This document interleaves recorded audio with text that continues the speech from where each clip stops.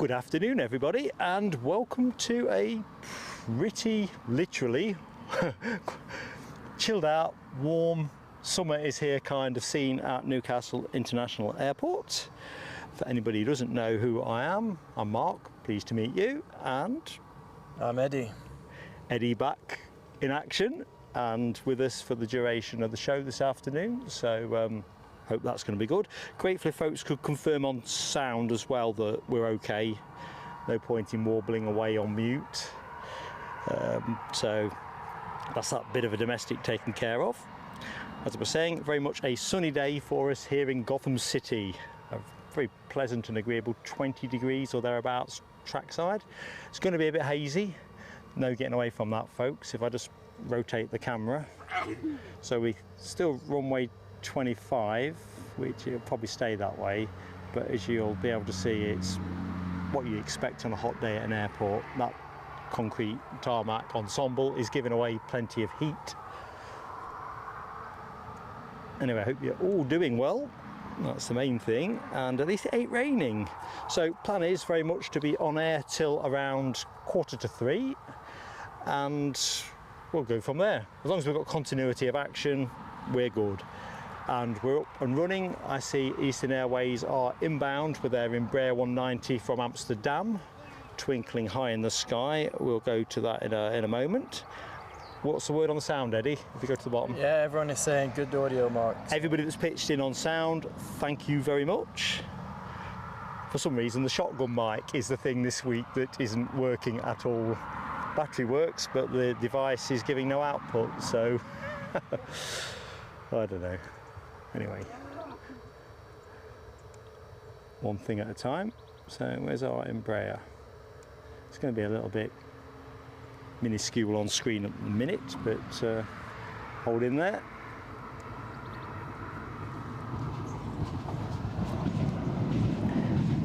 Turns out there was a 10% possibility of rain between 1 and 3. I've not bothered to look again, but it's been suffice for us to bring a brolly. We've been rained on here a few times at 10% rain probability. I'm just realising that's crazy how the Eastern really doesn't show up. No, this must be the Thompson, I think it is. Is it? Yeah. Right, ignore that. It's not. We're shooting from the lip. It's in fact a Tui. Where's it from, Eddie? It's a Tui Boeing 737 arriving from Palma de Mallorca. Set off 2 hours and 34 minutes ago. Nice one, mate. I assumed it was Eastern. They're due around now. Registration on this aircraft is GTUMZ. Nice one, buddy. So we'll get this one in and we'll do some hellos in the chat, shall we? Yeah. So hoping you're all getting some decent weather wherever you are. Although I did notice Nick Gray was in the show, so it's probably still too early to call yet out there in Boston, assuming that's where Nick is today. These bushes are coming on a blooming ton, ain't they? Mixture of decent rainfall and relatively hot and humid over the past few weeks has certainly set people's garden lawns growing faster than the usual rate. Well, as you know, I had to replace our lawnmower. Gave up the Ghost. Got delivered yesterday, and in the meantime, the lawn has scampered. If it was a hair transplant, you'd be delighted.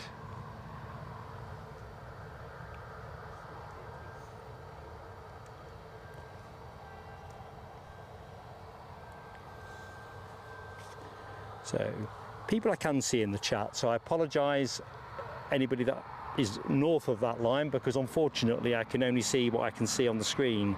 So Sam Thurlaway is the first name that is visible to me. Good afternoon, Sam. And Deborah Speller, big wave from Mark. Deborah, hope you're doing well. Mark Sanderson, good afternoon to you indeed, sir. Hope you're keeping well. Sam Thurlaway, I don't think the Emirates is going to depart on time. You'll be able to check it out yourself on Flight Radar, but it came in, what, 20 minutes late? Yeah, quite late arrival, that one. It tends to struggle to get out on time if it comes in early. So I think giving away 20 minutes is probably not going to be conducive to a swift and prompt departure. Gary Fleming, hello Gary Fleming, and Mohawk Scotland, and Trev Lyon. Hope you all keeping fandabidozy. Yeah, nice to see you all. Should I keep working down the chat from? Yeah, if you pick up, we'll do it as a baton. Rab H. Good afternoon, Rab. Good afternoon. As with Gary Fleming. Nick Gray, we were just mentioning you, Nick. Nice to see you. Debbie, good afternoon. Keith Cornell, good afternoon to you. It's funny, Rab. Rab says it seems like an age since we've been here. I've had the same feeling. I said to Eddie, we've not streaming for a few days, all that muscle memory and all the automation that comes with setting things up quickly. It was like it was the first time I'd seen any of the kit today, wasn't it? Eddie was trying not to laugh too much. It does feel like a long time since you've been here streaming, certainly since I've been streaming here from Newcastle. I was taken aback at how much the grass has grown and the bushes. And oh, it's mental. Do you remember the days of Orson when he ate all this down to mud pretty much? It's like this everywhere you want to go. Exactly so. If you don't like grass pollen, it's not ideal, is it, Eddie? No, I'm as dosed as I'm allowed to be here today. He's totally unsafe to drive or operate machinery, but he's okay to come and co-commentate on the show. Yeah, more tranquil vibes. Yeah, he's very mellow. So arriving now is going to be that Eastern Airways operated Embraer 190. I've got a picture of that plane in a previous guise to show folks once we've got it in and landed. We're expecting an unliveried version, or at least that's the photo that's available on Flight Radar. Yeah, they always come in Caspers. Keith Cornell, Chigwell's finest. Quite literally. Good afternoon, sir. We're also saying good afternoon to Mark Sanderson and Gary Fleming. Sue Major. Sue Major, good afternoon. Oh, plane, telescope alert. I think I've got 17 telescopes. I don't think our break is sufficient for folks to forget. So I got no excuse. I had Linda Cooper and Hawkeye Danu with me on the last show, so chances of missing anything were minuscule. Hi, unescorted. Yeah.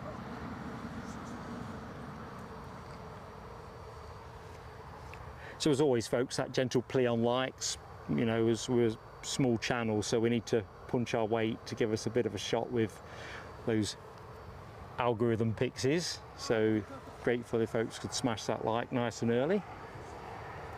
As you can see, pretty hazy old day today, and it feels hot. I think Eddie's going to be wafting the brolly around in a bit, so you'll notice when Eddie's got the brolly, and to a lesser extent me, the sound will be slightly different because the microphone will be getting sound that's coming back off the brolly itself. Tell a lie, it's not a completely unliveried. There you go. Well, a Embraer. £19 pot of paint just to do the back. A tasteful splash of colour on the tail. Yeah, well, you wait till I show you what's coming up next. I've got a picture of not this aircraft in a former livery because I couldn't find a copyright-free version this morning, but I have got a copy of the livery in question. So I feel that's quite tasteful. I mean, probably marketing strategists might not approve of it, but a nice, it says Eastern under. No, I think it works well for their business model. They do a lot of wet lease and charter type activity, so they're not the big story. And the aircraft registration of this early contender for plane of the day for me, due to its classy livery, Golf Charlie Lima Sierra November GCLSM. And back into the chat, good afternoon to Tony Rivers and Lucky 7. And Foxy B is in the house. Nice to see you all. It really is. Likewise, good afternoon to Mohammed Ibrahim, joining us from Nasiriyah in Iraq. Good afternoon, Mohammed.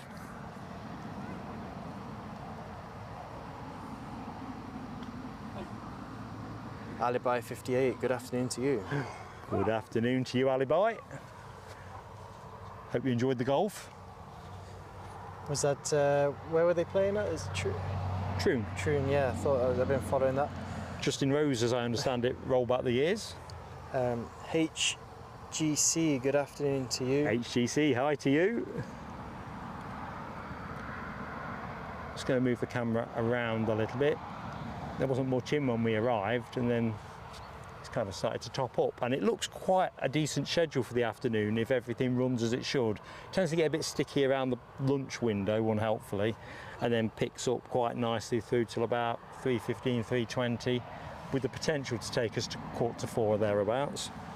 Nell W, good to see you. Hi Nell. She's dropping in to say hi, but can't stay. But what are you up to, Nell? Tell us. What could have caused you to blow us out? I imagine we are in the working week as well. Oh crikey, we are, aren't we? Yeah, just had to put you right there. Nell, the sun's already affecting my brain. I'll be raving by the end of the show. Bye, Jingo. Hope your day's going well. Oh, actually, no, I think Nell's on leave. Oh, okay. I might be wrong. She might be in, but I think originally she was on leave. Anyway, bye. Mark Pride, good to see you. How goes it, Mark? Very happy Wednesday. And a good afternoon to you too, Terry the artist. Tell, how goes it, buddy?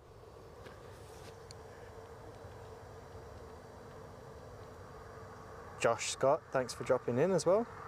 Hi, Josh.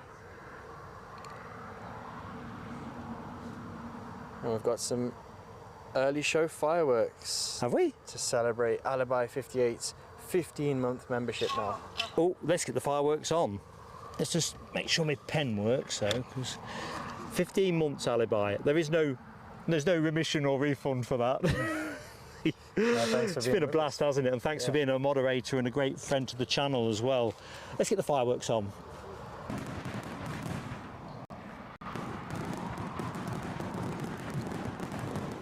You can't whack a fireworks moment. And while you're there, let's celebrate Foxy B for her membership, 14 months, and here's to many more. Foxy B, another great friend that's part of the superstructure of plain sailing aviation. We've got some great friends here, so yeah, here's to many more indeed. Foxy, you're brilliant. Here's your fireworks.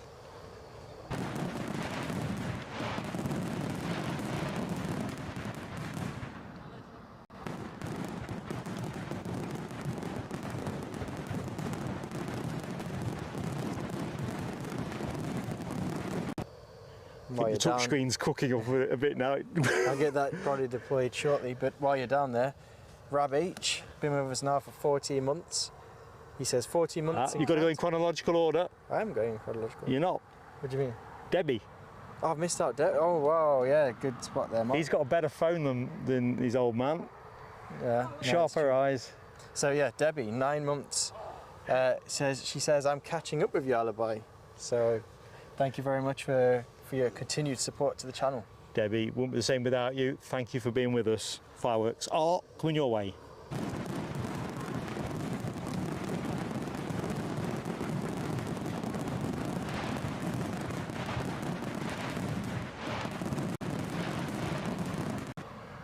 Right. And then we get to Rab H.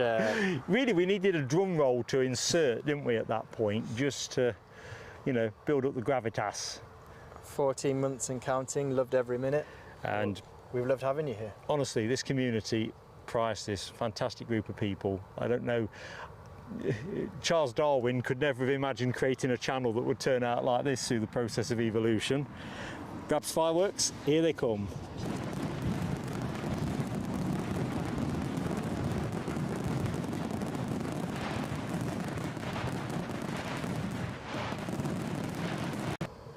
Now W, you may have missed this, but have a great rest of day. Hope it's not too hot for you. It seems hotter there than here, so might be a forlorn hope. A good afternoon to you, John Ellison. Hi John, and cue more fireworks. And these go to Nick Gray. 36 days until the year, always behind Rab. It's a competitive business, especially amongst e-bikers out of our league. Nick, you've been a great friend of the channel, and here's your fireworks, pal.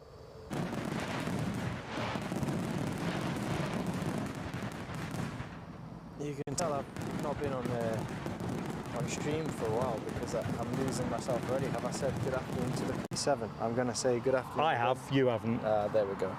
At least I've not got too forgetful yet. Yeah, best left to me, that. Simon E does say hi all, and we'll say hi back to you, Simon. Thanks for joining the stream. And the same goes to you, Kaylee Kerwin, as well. Thank you for joining us today.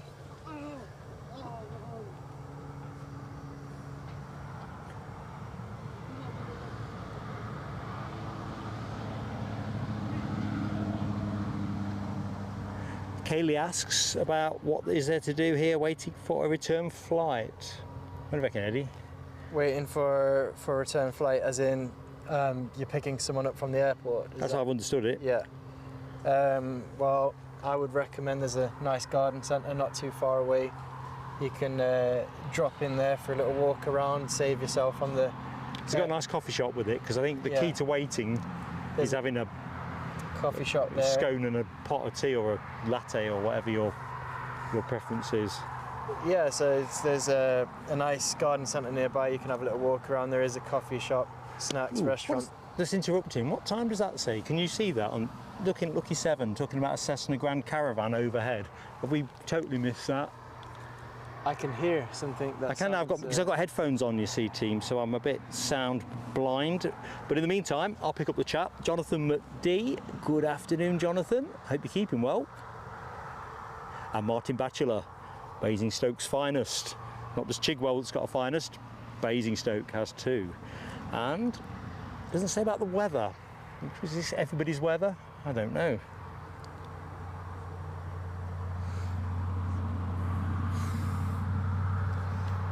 Mark Sanderson makes another good shout. Kingston Park as well.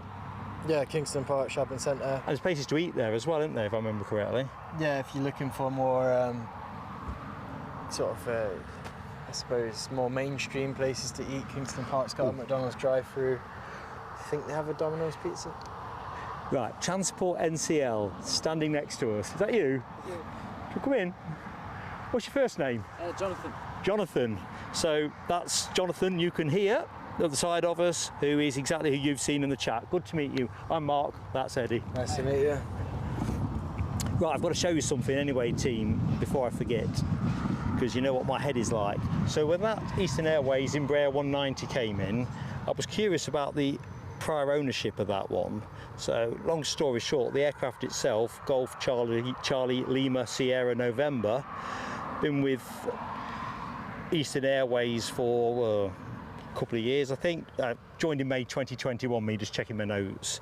But I was curious who had it before, because often there's a story to be told there. So it actually started out in December 2007 with a French Caribbean-based airline, Air Caribe. It's not spelt Caribe. How's it spelt? You read it off the screen. It's that one, do we get the double dots over the I? Is that an umlaut? I had to actually go on and how do you pronounce it, and it sounded more like Caribe than... Caribe? Caribe? Well, if you can speak with flourish, then it might be a bit more like that. Yeah, to me, it's Caribe. I don't have Nell in the chat to correct me. Listen, I'm John Smith, me, no bull. I think it'd be Air Caribe. Well, it didn't sound like that. Anyway, it started service with them in December 2007, and I was curious what the plane looked like in its livery. Couldn't find, as I was saying earlier, a copyright-free shot, so I went for something that was copyright-free of that airline's livery. Okay. But obviously you have to use a little bit of the imagination with it. It also served briefly as well with Air Moldova. But let's go to the Air, what was your Caribe to me? Caribe. Where's Sarah Louise? Come on, Sarah, keep her straight, or Nell. Right, anyway, here we go. This is what the livery looks like. This example's on an A330, but I think pretty stylish. I think we might need to get to Brolly. Screen's just starting to feel a tad hot. You sound a bit on that one. I think it's... I was expecting something a little bit more... Wow. A little bit more tropical. I think it isn't... Is it not, unless I've missed... It, to me, looks like a different variation on the tail of the Jet2 Holidays sun radiation. Let me hold the brolly while Eddie inspects it more closely. It kind of looks like he's checking the tread on his tyres at the minute, such is the glare on the equipment. I think I would have appreciated a little splash of perhaps yellow. Oh. Of the brolly. Yeah. I quite liked it. I'll put it on your Christmas wish list of I'm probably going to get a jigsaw puzzle of that plane, aren't I? aircraft models. Hilarious. So we've got a hi to Paul Redden as well. Thank you for joining us. How goes it, Paul? And I'd see Cabo Taxis with us as well. Offering some pronunciation guidance. So he's going for more of an Air Caribe. See, the trouble when you Google anything, say how do you pronounce something, sometimes you can get 2 or 3 different things. So I tend to then try and write it down how I've heard it. Anyway, we know I'm not right. That's the given. What's the plane that's coming in, Eddie? Let's get to what we do know, not what Mark doesn't know. That could be a fairly lengthy gig. It's a challenge on brolly duty to scroll between my screens. It is. I mean, you do have my sympathy. I think last time I was in Edinburgh, I was saying earlier, the tablet cut out from the amount of sun it was seeing. And that's the least of it. It's more the encoder box. I'm not picking anything up on flight radar yet, but it could be because it's not refreshing fast enough, or it could be because I've been optimistic. Keith Cornell got a tasty spot down at Southend the other week, a DA-42 ex-Bolivian Air Force. Ex-Bolivian Air Force, that certainly is a more exotic spot in the UK airspace. It certainly is. What did you say this inbound plane is? It's not showing up. It's going to be a Logan Air then, isn't it? Oh, okay. Do they not show up at any point? In fact, I can see something, I reckon it might be the Logan Air inbound from Southampton. That icon's kind of frozen on my screen. I don't think there's 2 Logan Air arrivals due in back to back, but let's just get ready for it. So mindful folks come and go all the time on the show. So if you've just joined us, welcome to Newcastle. You are here with Mark and Eddie till around 3:45. Pleasure to be in your company, it really is. Bit hot, going to be a little bit hazy, but should be an awful lot of fun. Eddie only does the hot streams. I think last time he was with me, it was Madrid. Yeah. He's very selective about the gigs he's prepared to come on. Nothing less than 20 degrees will be countenanced. That's the minimum threshold. Good afternoon to you, Scottish content creators. Hi, Scottish content. Yeah, I think this is the Southampton one. Lucky 7 says it just disappeared off flight radar, and I think once they get to 1,000 foot or thereabouts. That's when they disappear. Seems to be. Or for some of them anyway. I think they had an ATR 72. I think it was 72 that was Sue here a couple of days ago. Cabo Taxi reports plenty of action at Edinburgh this morning with 757s, 757s aplenty in the Virgin A350 1000. Nice. Bet that was a sight to behold. They Nothing not to like there, is there?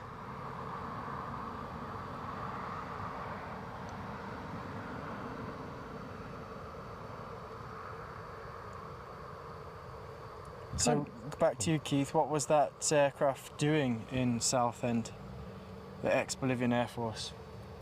Not looking for an EasyJet connection. Yeah. What was its activity?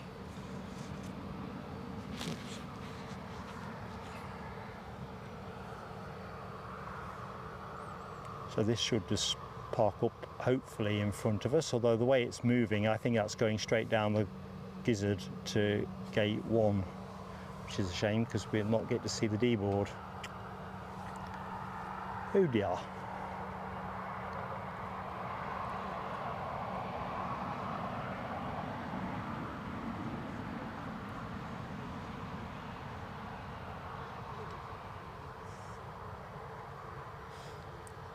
Keith Cornell, just checking with you. Did you receive the photos of the Gannet and Prince Philip's? I have indeed. So I think the question I posed to Keith is if he's okay with it, I'll put them on the Facebook group along with the pictures. Thanks, Rab, as well. Rab sent me some pictures to upload.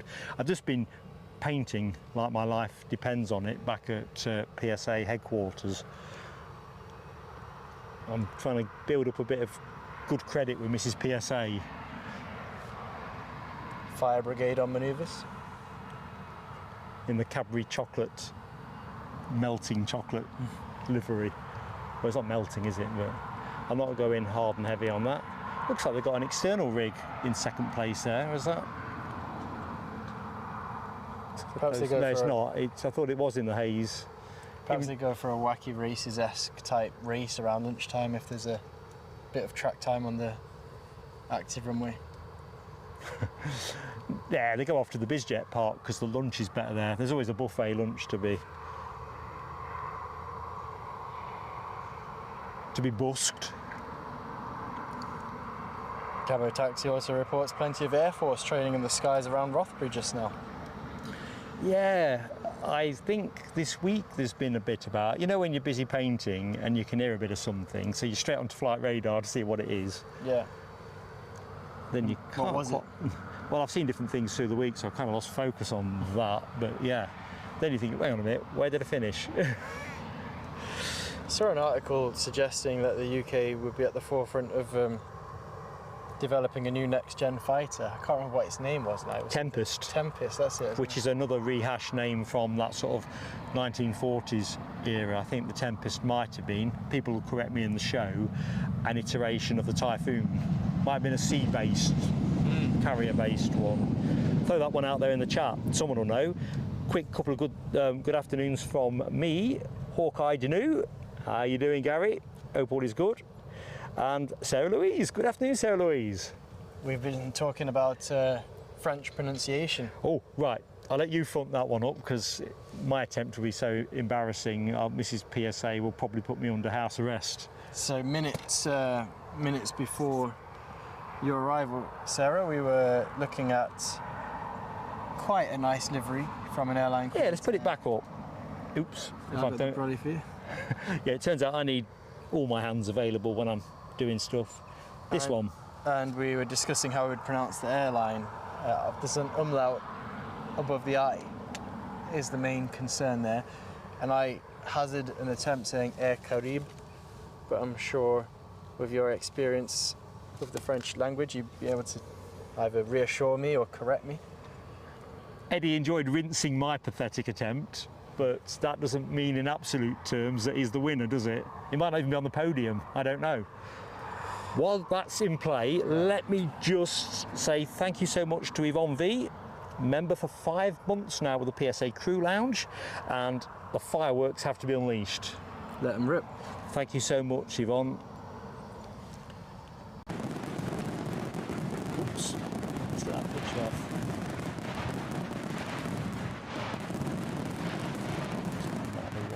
Check.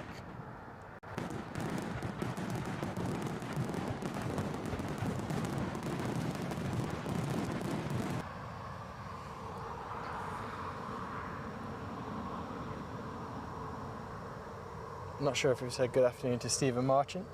Oh, I don't think I have either. So, hello, Stephen Marchant. Good afternoon. Hawkeye Danu, I think you did say. I've said hello. Recollection there. Jerry Crony, hiya. Good afternoon. Thanks for joining us in our live stream from Newcastle today. Oh, Sarah Louise has come back with a verdict. Oh yeah, and I'll get to that with extreme excitement, to be honest, because if I'm right, I'll give myself a pat on the back. Yeah. Could take the form of a Big Mac burger on the way home. Okay. If I'm wrong, have I got to pay or something? Is this one of those? No, we haven't wagered it, have we? Reward myself. Just. Oh no, I didn't know that. If I'm wrong, I'll punish myself. I didn't know whether this is one of the. You got it wrong, old man. Carrot sticks or something like that. Yeah. Okay. Right. Well, the carrot sticks obviously incredibly healthy and nutritious. Other snacks are definitely available before anyone plunges on that one. Claire Brennan, I don't think we've said hello to you, so good to see you. Hi Claire. And DB Bassman is in the house. DB, how goes it?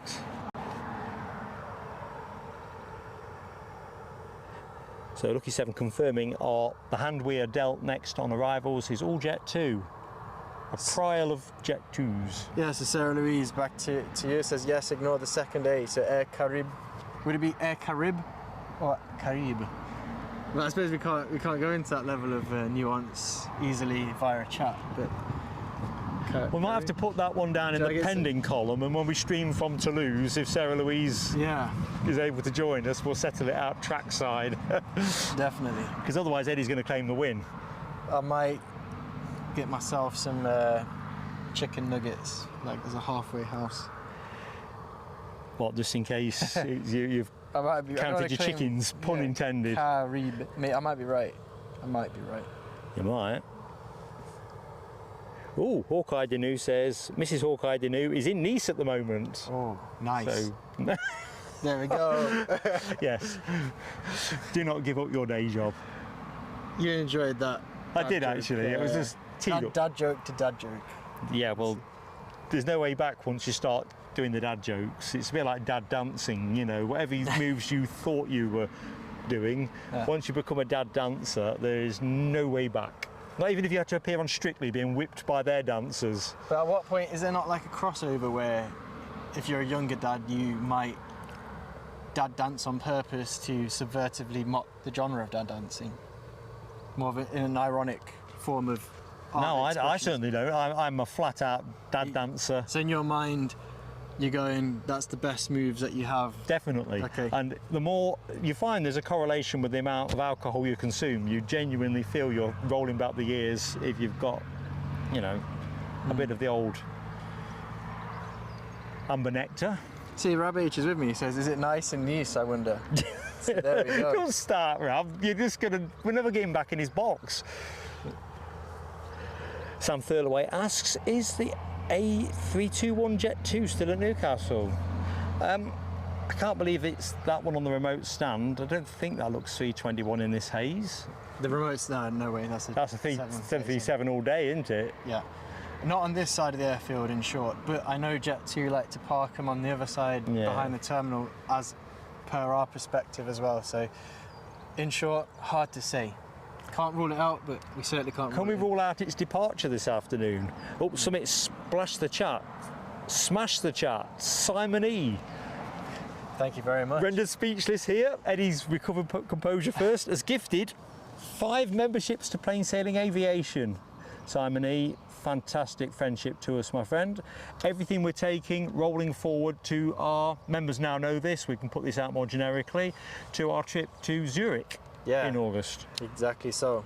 So touching support of the channel that plays its part, as you all do, but plays its part into bringing you more aviation experiences from wherever we can go. As you can see, Windsock, while we're there, not doing an awful lot of anything much. Talking about wherever we can go, tabbing Khan with a question. He says, hi Mark and Eddie, when will you do a live stream at Esher Airfield? What time is the best to see planes take off and land? Well, hold that thought, because, and tabbing, just pause on that. Simonese fireworks are what's happening next. Oh yeah, definitely. Let's do that.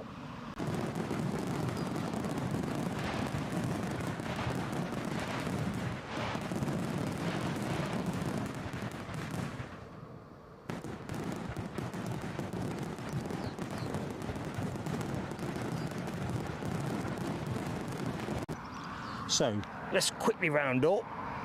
On the receiving end of those memberships, we've got Jonathan McD, Trev Lyon, Mad Matt UK 123, Graham Thompson, and Leslie Jackson. Welcome aboard.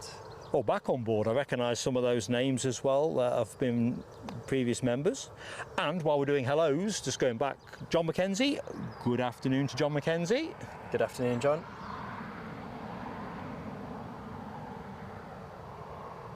Ah, first time Newcastle stream, says John. Yeah, great. So he's in Hongers at the moment. Hong Kong. Oh yeah.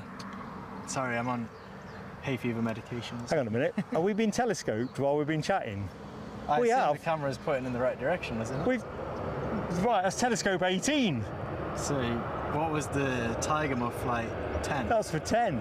So, well, you have to go in 2 laps of the airfield of the Tiger Muff. Look, he said we got 3 on the trot. You're meant to be doggo for me. I thought you'd pointed the camera in the right direction there. Nah. Sorry, everybody. I shouldn't be laughing. It's Eddie's not laughing, folks.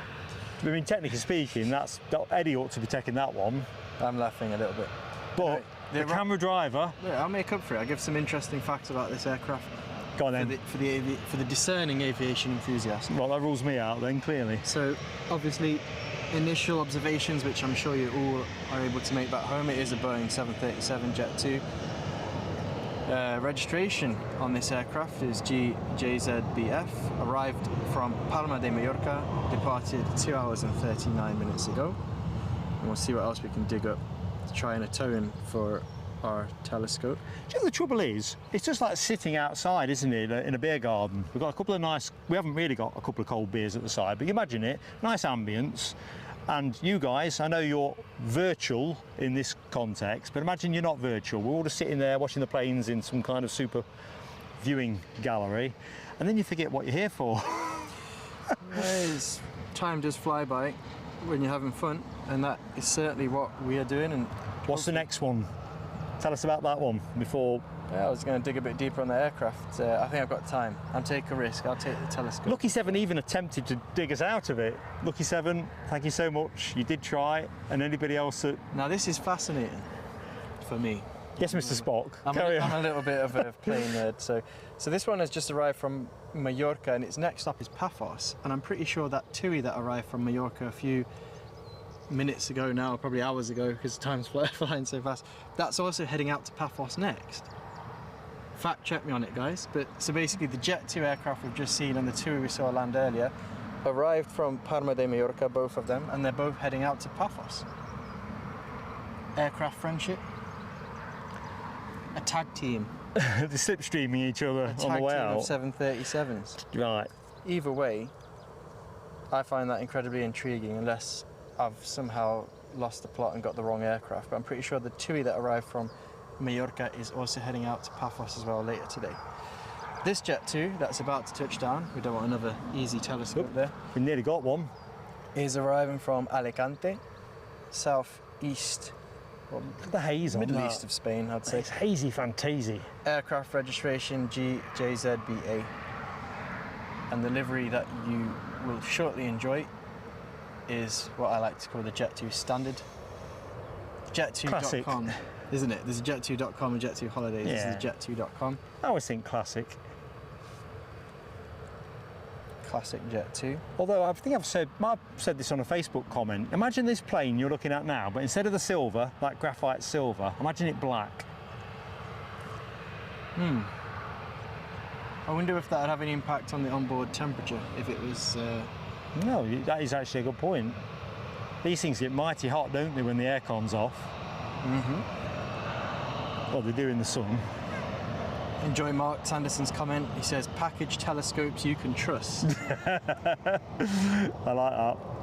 It's catchy and it's easy to market because it's true. Sarah Louise is either being complimentary to my company or getting the digs in on my professionality. Digs, give him some digs, Sarah Louise. Eddie should be on the stream more often. There'll be more telescopes. Listen, that one. Here's the thing. Hawkeye Danu and Linda Cooper kept me out the weeds last time out. Hawkeye Danu, talking of Hawkeye Danu, he caught a Cargo Lux retro livery at Prestwick International on Monday, and that's another retro ticked off the list. Right, let's stay focused because I ain't picking up another telescope on this gig, even if I can palm them off on my assistant. This will be the third of the Jet2s. Tell us more, Eddie. I will shortly get to that after a quick hello to Jagger McCretin, who's enjoying the Jet2 action. I can barely face looking at the chat. I see these telescope emojis and I'm thinking, oh man alive. Let's jump straight in to tell you all about this aircraft, which is on short finals from Faro, southern coast of Portugal. Right, that's the one we're going to look at. Tell us more, Eddie. We're getting all the regs that start with GJZ here, and this is GJZHP. Not to be confused with the source. Definitely not. Although it would be nice if Sources had a range of liveries, sort of a sponsorship deal.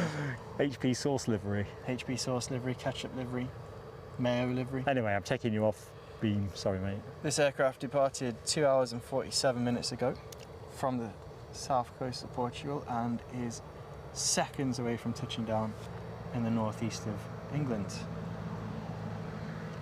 Cutting a swathe through the haze.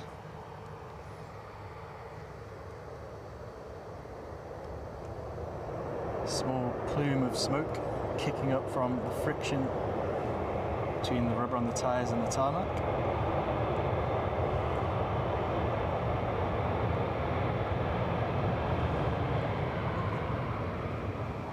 And we hear the reverse thrusters die down and they vacate right, just in time for me to say, DB Bassman, work those firework fingers. Hey, we like that. And he's celebrating his 11-month membership of Plain Sailing Aviation. Thank you for your continued support, DB. Thank you, DB. Really appreciated. Another great and fantastic member of our community. I'll do the fireworks in a jiff. I'm just tracking, I think, with this plane to be safe. Does she fancy switch? No, Eddie hasn't got any more hands. He's got one on the brolly, one on the phone. Notwithstanding a telescope assist, because I think it was only assist to be fair, he's playing a blinder. Mark Sanderson's on fire with his Jet2 banter today. He says he would like to ask for some unfriendly, even lower fares. Can you imagine? I think there might already be an airline doing that. I'm not going to slam myself by putting any names on anything, but it's a low-hanging fruit there. It is, isn't it? Baited the trap. What do you want? I wonder if there'd be an option, you know, when you have to go through your variety of screens these days on booking any kind of flight of any airline, to be fair, and you can opt in for a plethora of extras, whether you could actually take cost out. If you say, well, I don't want to be greeted on board, yeah. I wouldn't want none of that. If you could throw my bags around as well, I would take 20% off the Particularly if they hit the tarmac. It'd be interesting. Or even lose them. Yeah, look what you've started now, Mark. We're exploring. Right, hang on, we ain't done DB's fireworks, have we? Definitely DB Bassman, here's your fireworks, buddy.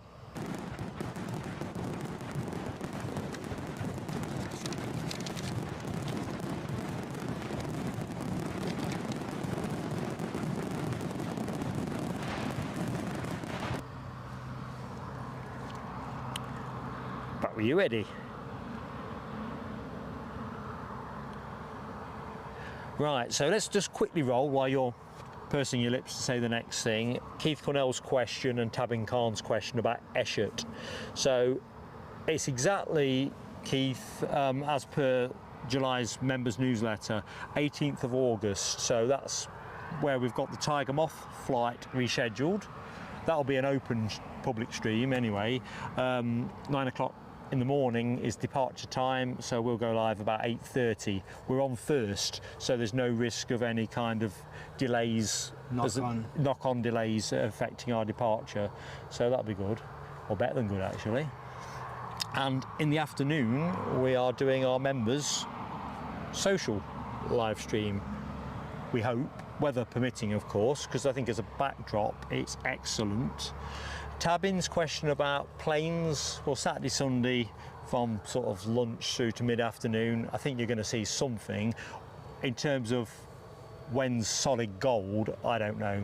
We haven't been enough times, and I think the nature of aviation on that scale means it's going to be a lot more bespoke. Yeah, it's definitely more unpredictable to put together a live streaming show, so it's more of a chill and enjoy something different type of stream when we do stream from Eshet. The only thing I'm going to say is, and Mark Sanderson's got to have credit on this. I think I've credited you a few times now, Mark, so you've probably had too much credit, but I have to say credit where it's due. The cafe there and everything is really good. So if you pull up there and have yourself a cake and a pot of tea or a can of pop or whatever your fancy is, there's always something to see, and the ambience is fantastic, isn't it? I think it'd be one of my favourite places to hang out on any given downtime that I have. Unfortunately, I don't have a lot of downtime, hence my sparse appearance in some of these streams, but if I had more downtime, I think I'd just chill out. The startup alone on what was my favourite aircraft last time I went down, the one that I think Keith Cornell had been in. Chipmunk. The Chipmunk startup in particular. He did try and talk me into converting from the Tiger Moth flight to the Chipmunk, because they cancelled the Tiger Moth but said you can go up in the Chipmunk. I thought there might be the possibility of getting it inverted in the Chipmunk rather than obviously the... I never asked that question, did I? I don't ask enough questions.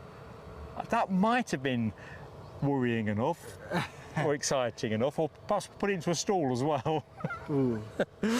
Yeah, I'd feel a bit more uneasy about a stall with an older aircraft. Funny enough, so would I.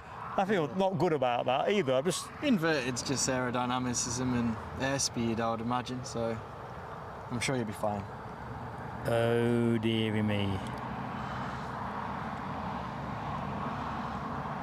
You're right, Mark, it is a canny place just to round up on Eshet. So like I say, definitely worth checking out. Talking of checking out, what's happening next action-wise, Eddie? Have we got anything happening?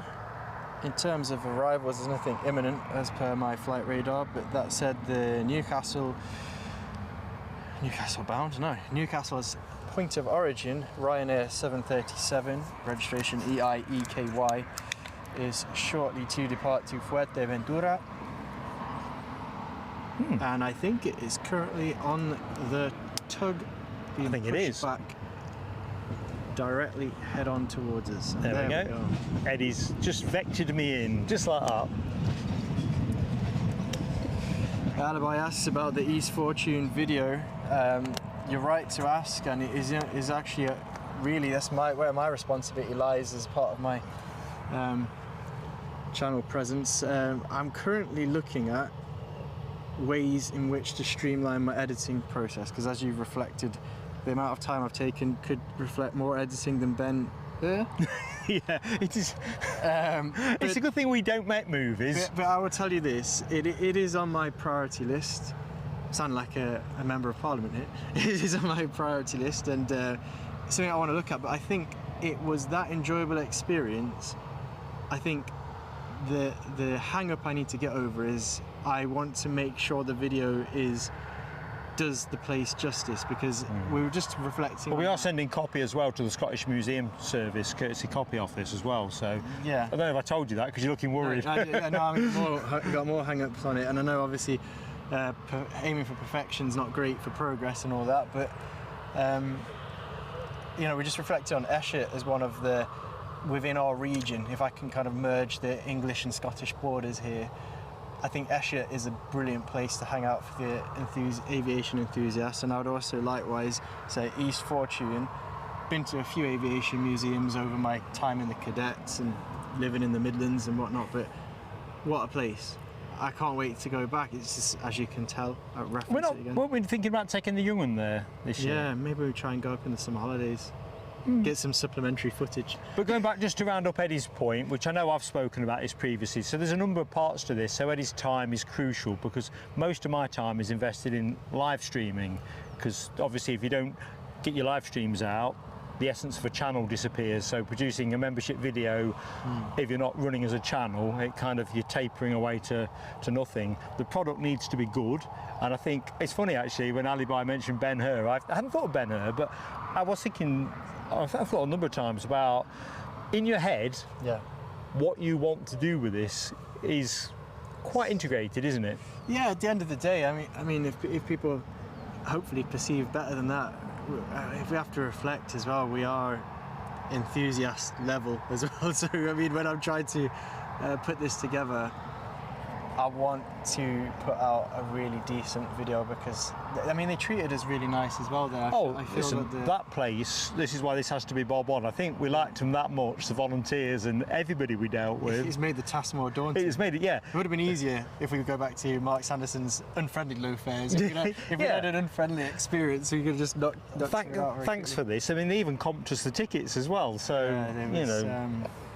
it has to be good, but there has to be a point where if you don't make it, it's going to get over. Yeah, exactly. Absolutely. So, and the other piece with this was the tech, which I think you were building up to talking about. Yeah. We've got a very clunky editing setup.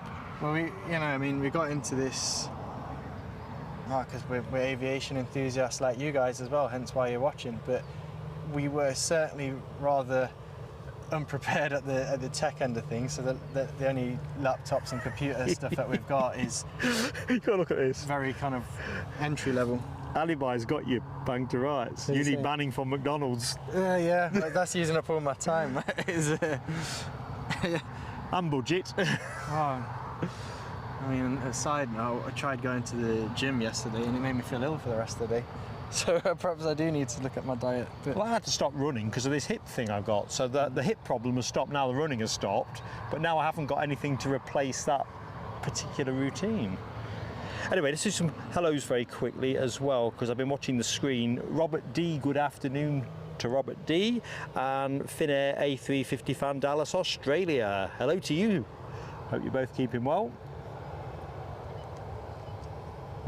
I do need biometric.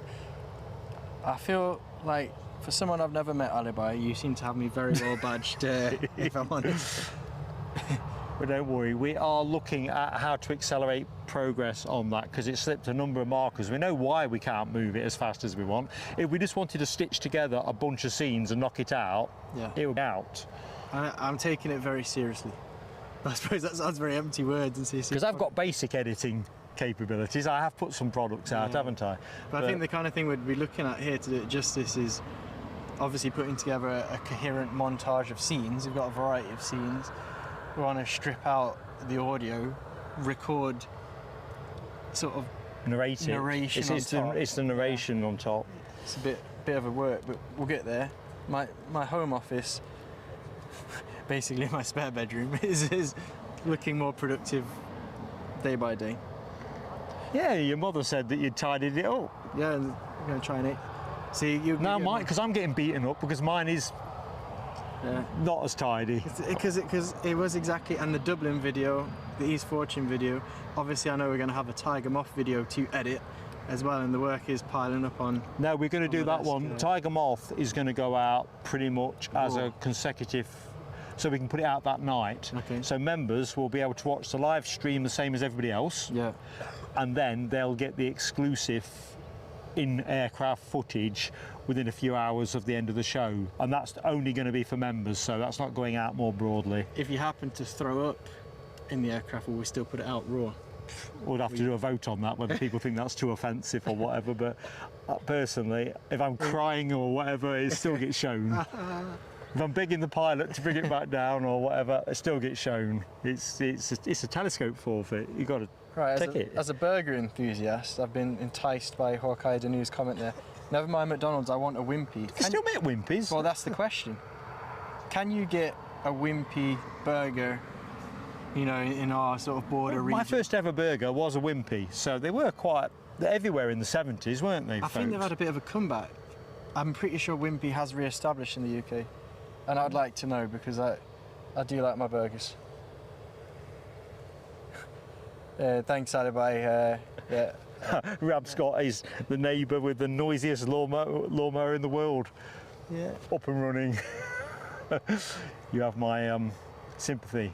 We've got a neighbour who picks her son up from home who likes to bib a hooter all the time to get him to come out the house. That's my personal favourite. See, my beef at the moment with noises is an ice cream van that comes around on a Sunday. Eddie's anti-ice cream on a Sunday. It's some kind of belief he's got. It's not a religious one, it's just a personal one. I have bought an ice cream from the van, but the problem is, and this is pre me buying it, so I don't hold a grudge of any kind, like, he seems to stop outside our house when I'm putting my 2-year-old daughter to sleep for her nap, and it wakes her up, and then you calm her down again, and he goes off around the estate, and then he seems to return and play his little jingle outside my house again about 30 minutes later. And yeah, the upshot of it is getting a 2-year-old to sleep when there's an ice cream van playing outside is not a fun task. Gary Fleming's got a practical suggestion for me. Take a sick bag up. Perhaps get a sponsored one. I don't know, Sainsbury's or Asda or something. There could be a market for that, yeah. Oh dear. Main thing is, hopefully it happens, because, you know, well, that's the key to everything. Yeah.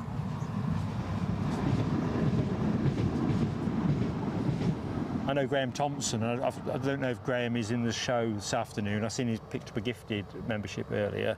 He's on cancellation 5 or 6, because if you get unlucky with the weather conditions on a given day.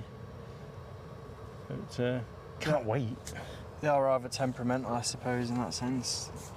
Back in the chat very quickly, Tina York. Good afternoon to you, Tina. Hope the week is going well. Good afternoon, Tina. We're rolling. Did we say Fuerteventura? I think we did, didn't we? Fuerteventura. Well, I said it a bit like that, perhaps with a little bit less flourish. Well, I do like to bring. Right, you might want to back, because I'm going to be standing where you're. Yeah. It's off. Is this our first departure? I think it is, isn't it? First departure of the show. I've retracted the umbrella like a Umbrella retracted. Formula One pit crew.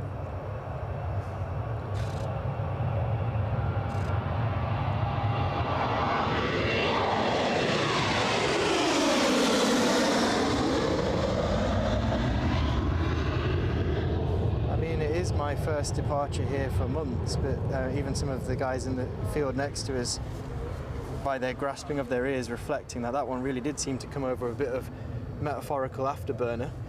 That was nice. Few heavy luggage.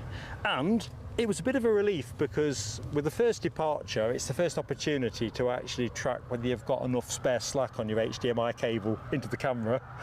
Don't want a black screen or anything. And there was about 1/4 inch to spare, so bob on. Loving the Ryanair emojis that are hitting the chat as well. Rab H, Yvonne V, Gary Fleming, all in on the act. And we have good news on the far side of the terminal as well. Robert D reflects that the Eastern Airways is now pinging as well, and that it's moving. It's doing more than pinging. That currently is my plane of the day. Potentially going to be eclipsed by the Emirates 777 when that departs. Thinking about Emirates, not Emirates, Embraers. I'm looking at Emirates. Embraer 190s. Did folks see some news recently that Embraer have just completed the successful certification of their 190 freighter? Oh. They've got a program to create a freighter conversion option for the Embraer 190 and the 195. So and the Brazilian authority have just given that sign-off. What would the thinking be around that? Because obviously it's not a large aircraft. Is it No. just to allow more flexibility in how airlines use those aircraft? Well, if you think about the role of the Embraer, it's essentially a regional jet, isn't it, in terms of its size. It's not a direct competitor to the A320 or the 737, although I understand they're even looking at that, or there's speculation. I think the Wall Street Journal had something about that a few weeks ago. But if you imagine those same routes, the economics about getting stuff from A to B, maybe it does lend itself to a freighter option. I've got some numbers in my notes. I'll have to have a look in a second on that one. It's not monster payload or anything, but it also gives a second phase of life option to firms that are buying these aircraft when you transition them on from passenger to say it might have a future in freight. I don't know. Just seeing a luxury Ellison's coach drive by. I wonder if there's any football teams flying out anywhere. Don't know. Watch the chat. Someone always knows. I bet Wayne Tennant knows down in Bishop Auckland. How goes it, Wayne? Anyway, payload. I was going to quickly check my notes on Embraer payload. So they think anyway, they expect to get the FAA, the American regulatory body, and the European safety bods to all sign off on it during the course of this year. So I understand they're also displaying the converted freighter at Farnborough this week. Right. A lot of business going down at Farnborough. Here we go. Well, hold the thought on Farnborough. We'll wave this one away and come back onto it. Oh, there's a Jet2 pushing back, I see, so we might have a small window. So the payload for the E190 freighter is reported to be 10,700 kg, whereas the E195 iteration will be 12,300 kg.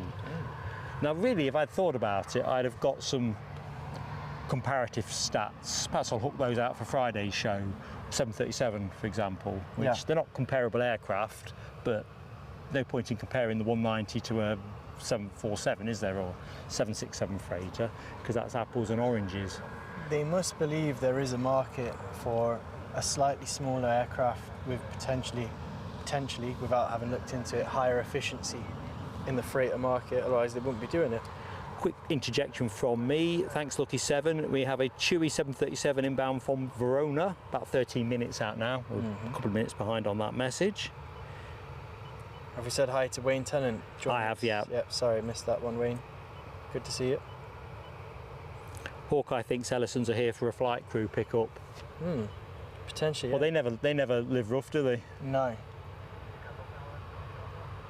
Anyone that's new to the show, a bit hazy today shooting down the track, pretty unavoidable in what are very benign conditions. It's definitely t-shirt weather. Yeah. Or string vest if you've got a string vest. Mercifully, neither of us have got string vests. Should we bring out a vest range? Well, I was thinking about for the calendar, Mr. July. Yeah. Oh, knotted handkerchief perhaps as well. Yeah, the PSA knotted handkerchief range. Okay, we won't alarm you guys too much. We've got the Embraer 190 lined on the centre line and we're off. Tony Rivers working again. Roger that, mate. Hopefully finishes quickly. Alan T, good afternoon to you in Barden Hill, Colville. Hope you're keeping well, bud.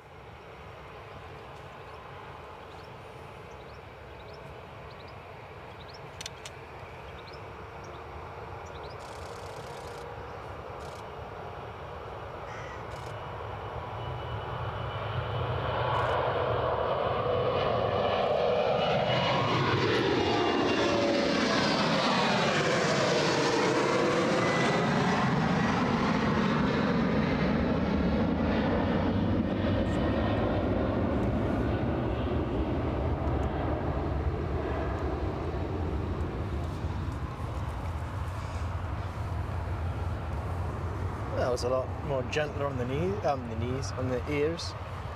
Yeah, got up a bit sharper, as you would expect with an Embraer anyway. But I would have preferred something flatter like the preceding departure. So we know we've got a Tui inbound from Verona. Let's not make that telescope 19 because we ain't figured out what forfeit for number 20 is.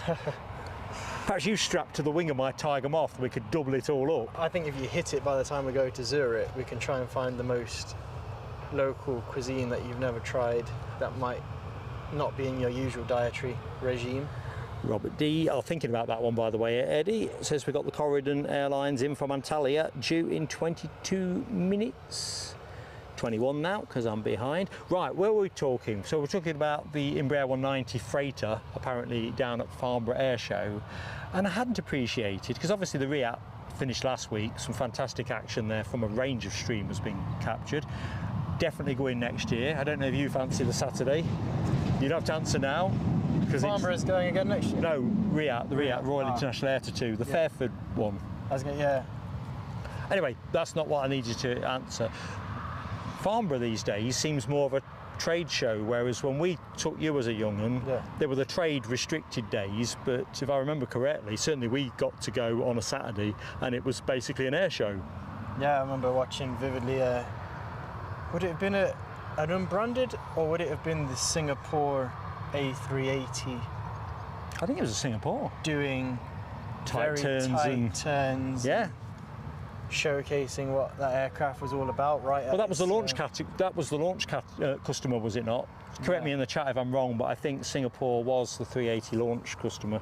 Obviously, right at its infancy, then A380, showing what it could do. Could be wrong with that. Back in 2008, long time ago now, isn't it? How time flies.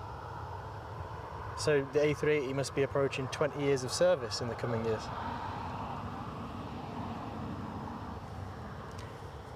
James Woolard, good afternoon to you, James. Hope all is good. Enjoying these temperatures.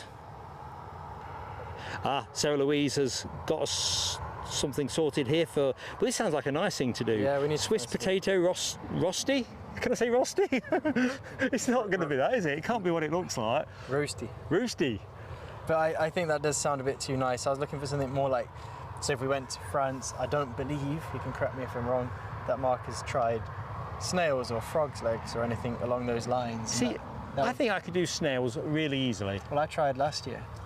Did you, or did you just ask people to vote on whether you should? Because Did I not share the photos? I don't think you did. Oh, well, I'll have to get those photos shared. Anyway, frog's legs, I'm not so sure about, but I don't know. I'm game for anything. And remember, because this is Sarah Louise one as well, sushi is on my list. Streaming from the 4th rail bridge, suggests Robbie. What, on a harness? Go the whole... I don't think I could do it. I'll just wait for the plane to come out of the bushes.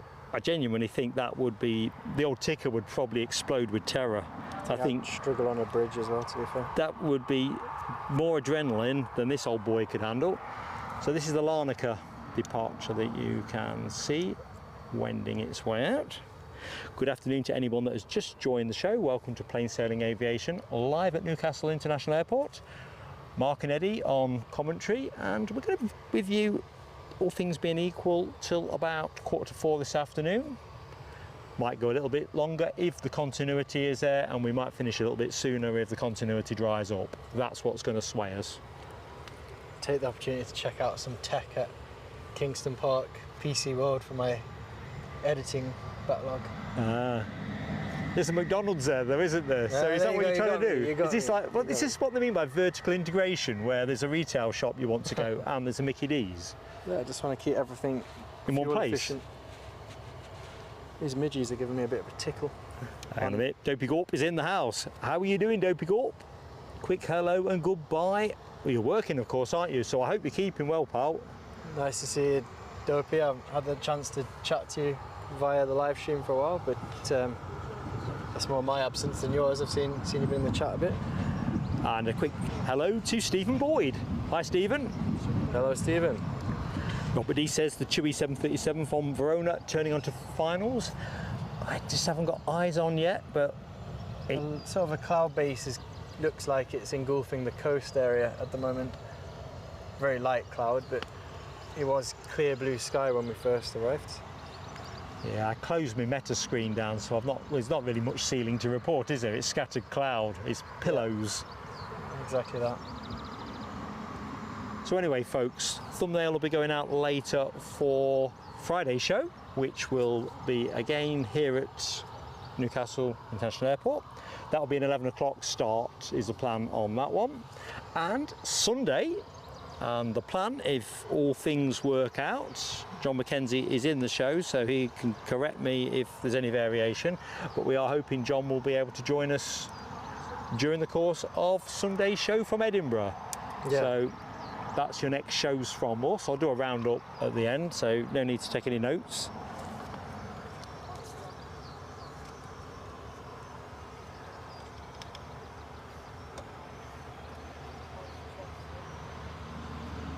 We said hi to Stephen Boyd. I've said hi as well. Yeah, sorry. And also Unsigned Chaps, who had breakfast at Mickey D's this morning. See, I'm not really a... I don't know, I'll let this. Let's get the Larnaca departure. These tend to go out fairly flat, don't they? I hope so. That means it'll be loud. Jet2 always seem to be loud though, don't they?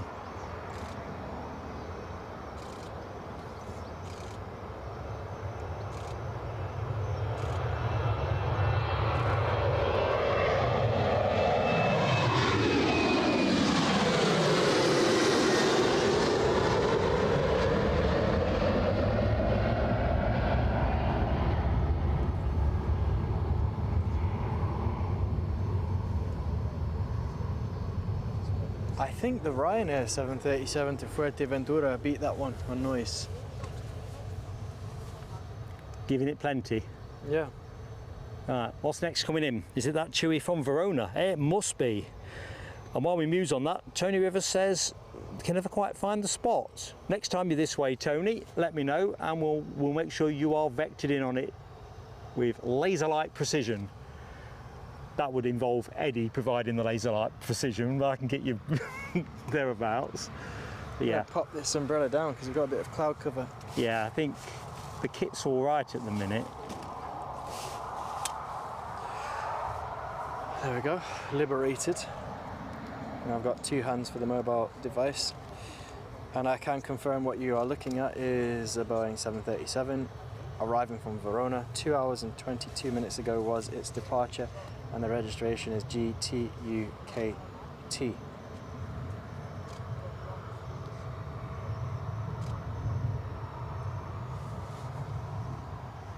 Ooh, a little bit of a wibble on there.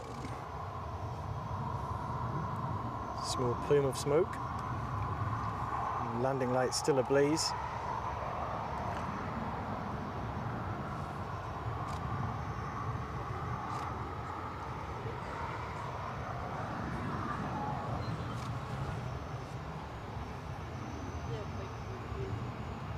Speed brakes still deployed.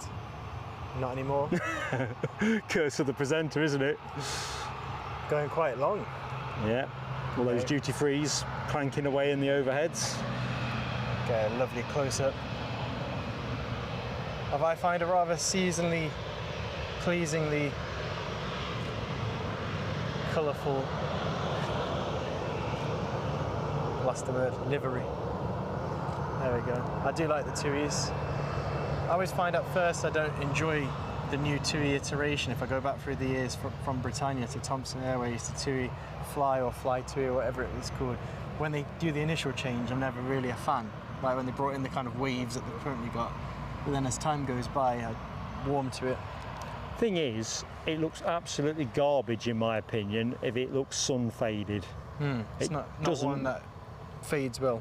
Yeah, it really isn't one that you can afford to just, I don't know, let look a bit too weathered. There's a lot of midges in there. Little known fact, folks, but while we were setting up and I was doing my mic check, I did actually swallow a decent sized fly. Been bugging me ever since. I don't know why. I swallowed a fly. Good afternoon to you, Becky Davis. Becky, how goes it? Hope you're keeping well. Right, what's coming into land, Eddie? Coming into land. Tell us some stuff. Descending over wide open is the Jet2 Boeing 737 arriving from Malaga. Set off 2 hours and 44 minutes ago. And at approximately 500 feet as per flight radar.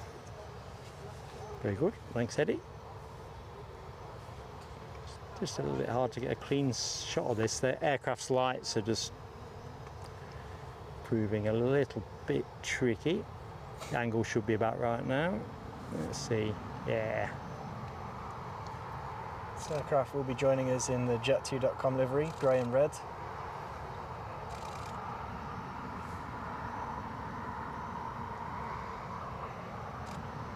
If we're measuring plumes of smoke, that was a slightly smaller plume of smoke than the Tui who arrived before it. I think we want proof of that. Just visual observation from an untrained eye. And it looks like they might be able to depart the runway a bit shorter, although as I say that, He's going longer. he's going longer. As I say, curse of the presenter. Still fun of the game, really, trying to predict what's going to happen as it's happening.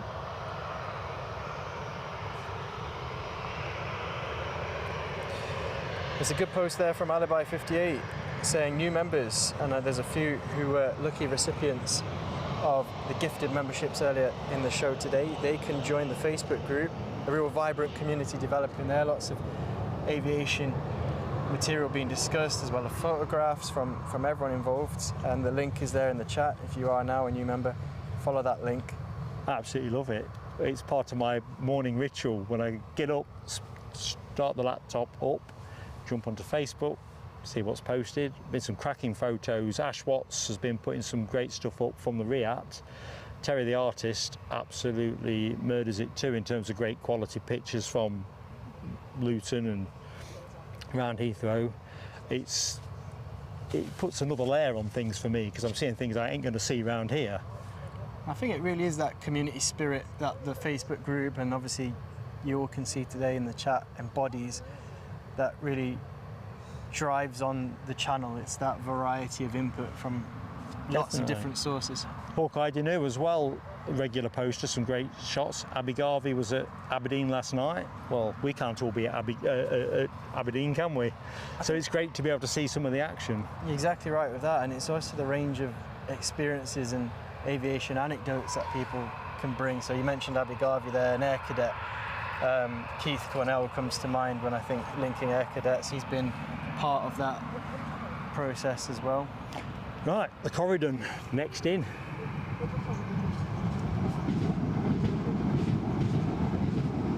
Is it the Coredon is the question? Well, it might not be actually. What is it? It is an Ibiza No, it's not a Coredon then. Jet2 Holidays livery 737 set off again 2 hours and 38 minutes ago. Similar flight times for a number of these aircraft. About to arrive with the registration GJZBC.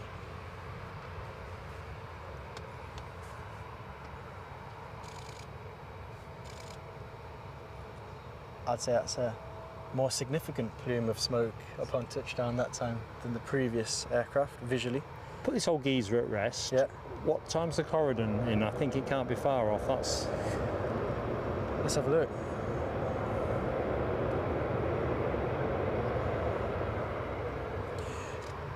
Is it Coredon that sponsor the Europa League? It's a favourite. Oh, we're going to see Eurowings in the show today. Awesome. They're in Friday's show. They're today as well. Are they today as well? Oh, they are, aren't they? That's good. I haven't seen one of those for a while. Coredon is still live and is due to arrive in 3 minutes. So we're going to see quite a variety of tail fins and liveries today via the, as per the number of airlines that work at Newcastle operate. Yeah, it's a good swatch or slice of swatch, if you will, in terms of... Just need a native KLM, if I can call it that, and we might get close to a full house. Now, I see we've got Loganair on the move. What time is it? 2:15, near enough.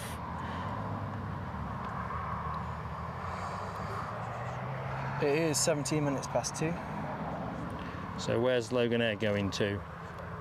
I've got a feeling it might be Exeter, but we don't normally do Wednesday afternoons, so... Little treat. Nothing jumping out at me on flight radar unless it's a delayed departure, so I'll check the earlier flights.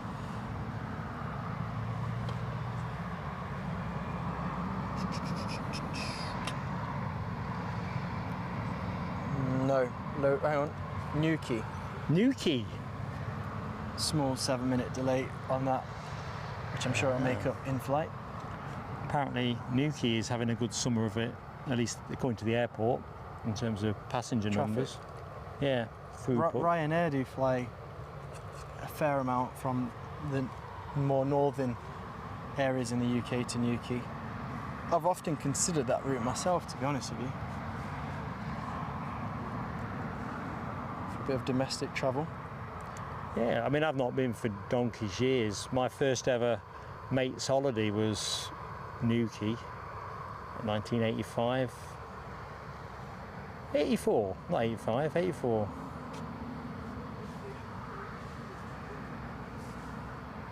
Was it a good summer? Do you recollect any of it?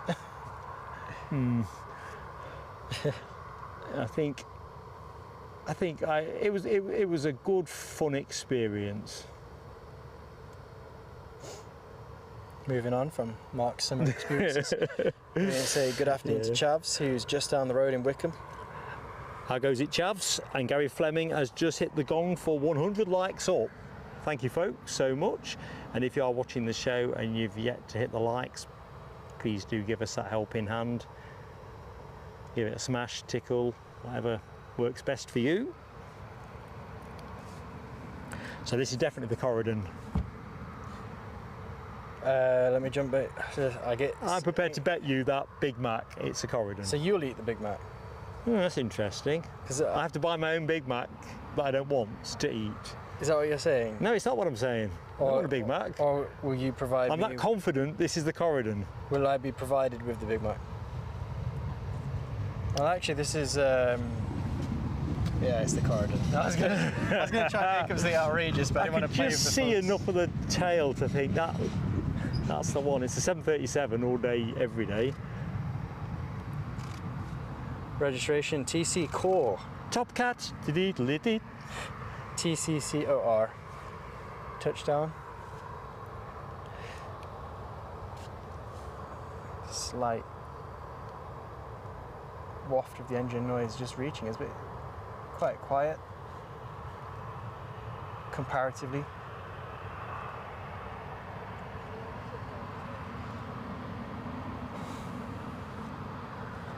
Let's have a look at this livery. I can't pretend I've seen many of these super close up. Yeah, they do have some specials, don't they? I think we saw some passing through. Oh no, you weren't with me, of course, were you? When I passed through Schiphol? No. It was dark when you passed through with me to go to Madrid. Daytime. Sunset. I did see a few things. But they are a Dutch registered airline, are they? Or are they Turkish? I never quite remember. Turkish. So what's their connection with Holland, I wonder? They are Turkish, yeah. Well, uh-oh.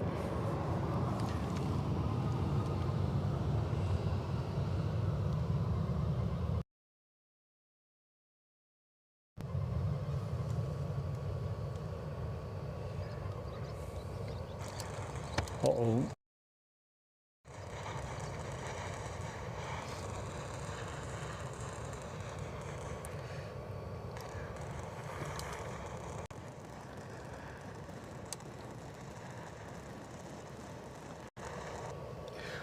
Right, folks, I apologise for that. Do you have to put the brolly back up? Screen's got red hot, so acoustically, I don't know what you will. Direct sunlight. I don't know how. Absolutely baking. The direct sunlight is. I know. I'm just saying it's literally. I was getting all these weird noises. So let's go to the bottom of the chart, see if people are still with us. I'm not dropping any frames. I think people are still with us. So whether. I don't know, folks. Rab says tech issues. Rab, what could you hear? I got it was like a weird sound, like diddly diddly diddly, that kind of thing. We had it before here, and I do not know what on earth will have caused that. So some emoji action from Yvonne V while I'm collecting myself from that excitement. Also just a birthday notice. Happy birthday to Becky Davis, who is 40 today. Becky, happy birthday. You would have got a birthday kiss if you were here, but either which way, it's probably a blessing from your perspective that you're not. 3 days' time. Well, sorry. So we could do this on Friday, couldn't we? Sorry about that, Becky. Well, anyway, happy birthday, Becky, if we don't from us. Get a chance. All the very best. In fact, thinking about it, and I haven't forgotten this, but it's my mother's birthday today as well. So, Mum, if you are watching, happy birthday. We will be speaking later. Happy birthday, Nana. Robert D says, thinks that Coredon sponsor Hull City. Right. That's correct. Just looking back in the chat, Lucky D says picture froze a couple of times. I wonder if, I'm not dropping any frozen frames, but it will have definitely been that. From my end, it was just a sound fault, but a really weird one. And then I've got like a way of clearing it, but I don't really understand it. Oh well. Warren Sanderson on the aviation speculation saying Newcastle United due to fly out to Japan soon. Saturday, I hear. What aircraft will they use for this long haul flight? Well, that's the bit we're not entirely sure about. I mean, you have to hope it's going to be something big. I've seen a couple of speculative lines of thought that says they might not be going from here, they might be going from Manchester. But I don't know. I think it's connected with them playing Hull City, but Manchester and Hull City aren't in the same place, so no. I'm still getting my brain back from that sound issue. But you do hold a lot of the technology in this today two-man team, but often you're flying solo, if you pardon the pun back home. So this Logan Air that is due to depart, remind us of the aircraft. We just had a question. Embraer 145, is it? 145. Rab, did you get funny sounds or no sound? Well, I'm just curious what you viewers got, because from my end it was sounded like the Federales were coming up the street. So just to recap, press any key, as Rab H is very well put in the chat, it's the Embraer ERJ 145. See, if you just put your thumb on the black part of the screen, or any, yeah? Feels like hot. It's hotter than you would otherwise have thought, isn't it? I'm going to get a little plug-in fan. Reports no sound, but it's hard to tell if that's a no sound currently or whether it's a no sound. Rab says no sound. Let's just take this departure and then.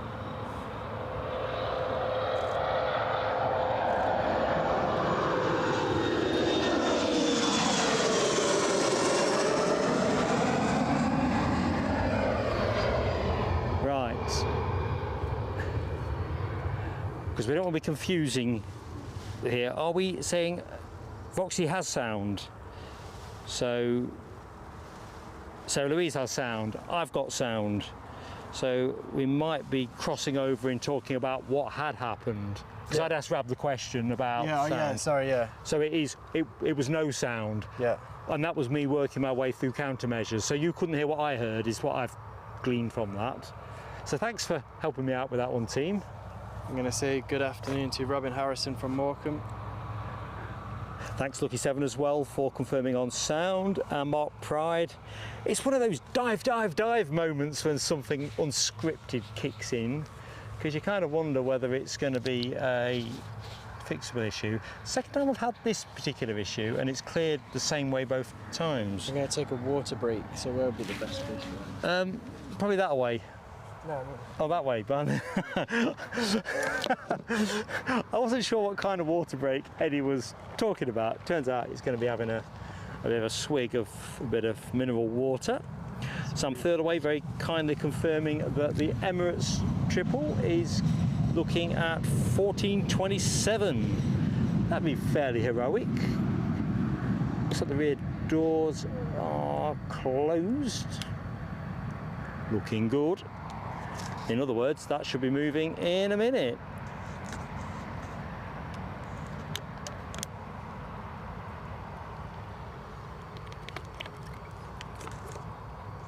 So here we go, folks. Emirates triple about to rock and roll on its way back to Dubai. Random factoid of note, Emirates and Newcastle Airport recently put something out to celebrate the fact that Emirates passed their 3 millionth, check that out, 3 millionth passenger carried by Emirates between Newcastle and Dubai. Hell of a number. Apparently Mark Sanderson accounts for 105 of those. You've enticed me in though, because I've got a question, because I've never been lucky enough to be on that plane as of today, but in the summer, is a flight to Dubai the best bang for your buck? When you go in there, it's obviously quite warm in lots of closer destinations, and I looked on the temperature when I was musing on this earlier, and it's 40 degrees today. I guess my question to the chat is, when does hot become too hot? It sounds like you've described it. I'll just leave it there. And while you continue your refreshment break, it's like being at the tennis really. He's got his, well, he hasn't got barley water, but if they do barley water these days. Les Donaldson, good afternoon to Les. How goes it, pal? And Abby Garvey is in the show. We've got 775 photos to go through from today's trip to the airport. This is where you stills people, I just take my hat off. That is a lot of sifting. Anything notable, Abby? Anything that really got your pulse going, thinking, yeah? I mean, it's always good there. I love what you're putting on Facebook, I really do. It always makes me wish I were there. I've not yet been to Aberdeen. And I was thinking we perhaps ought to find a way of making that happen before the daylight starts to banjax us. I'll do a trip report on one of those Loganairs at £200. Yeah, I don't think that's what we're going to be doing. I think you'd be stuck with me, it'd be a road trip. Not that there's not much to like with that. I'll tell you what, with the haze and everything today, I keep thinking that 777's blinking moving. Tell you what, let's go in a bit closer on the Jet2 in the foreground to give us an alternative angle. Message to you from Keith. Scrolling.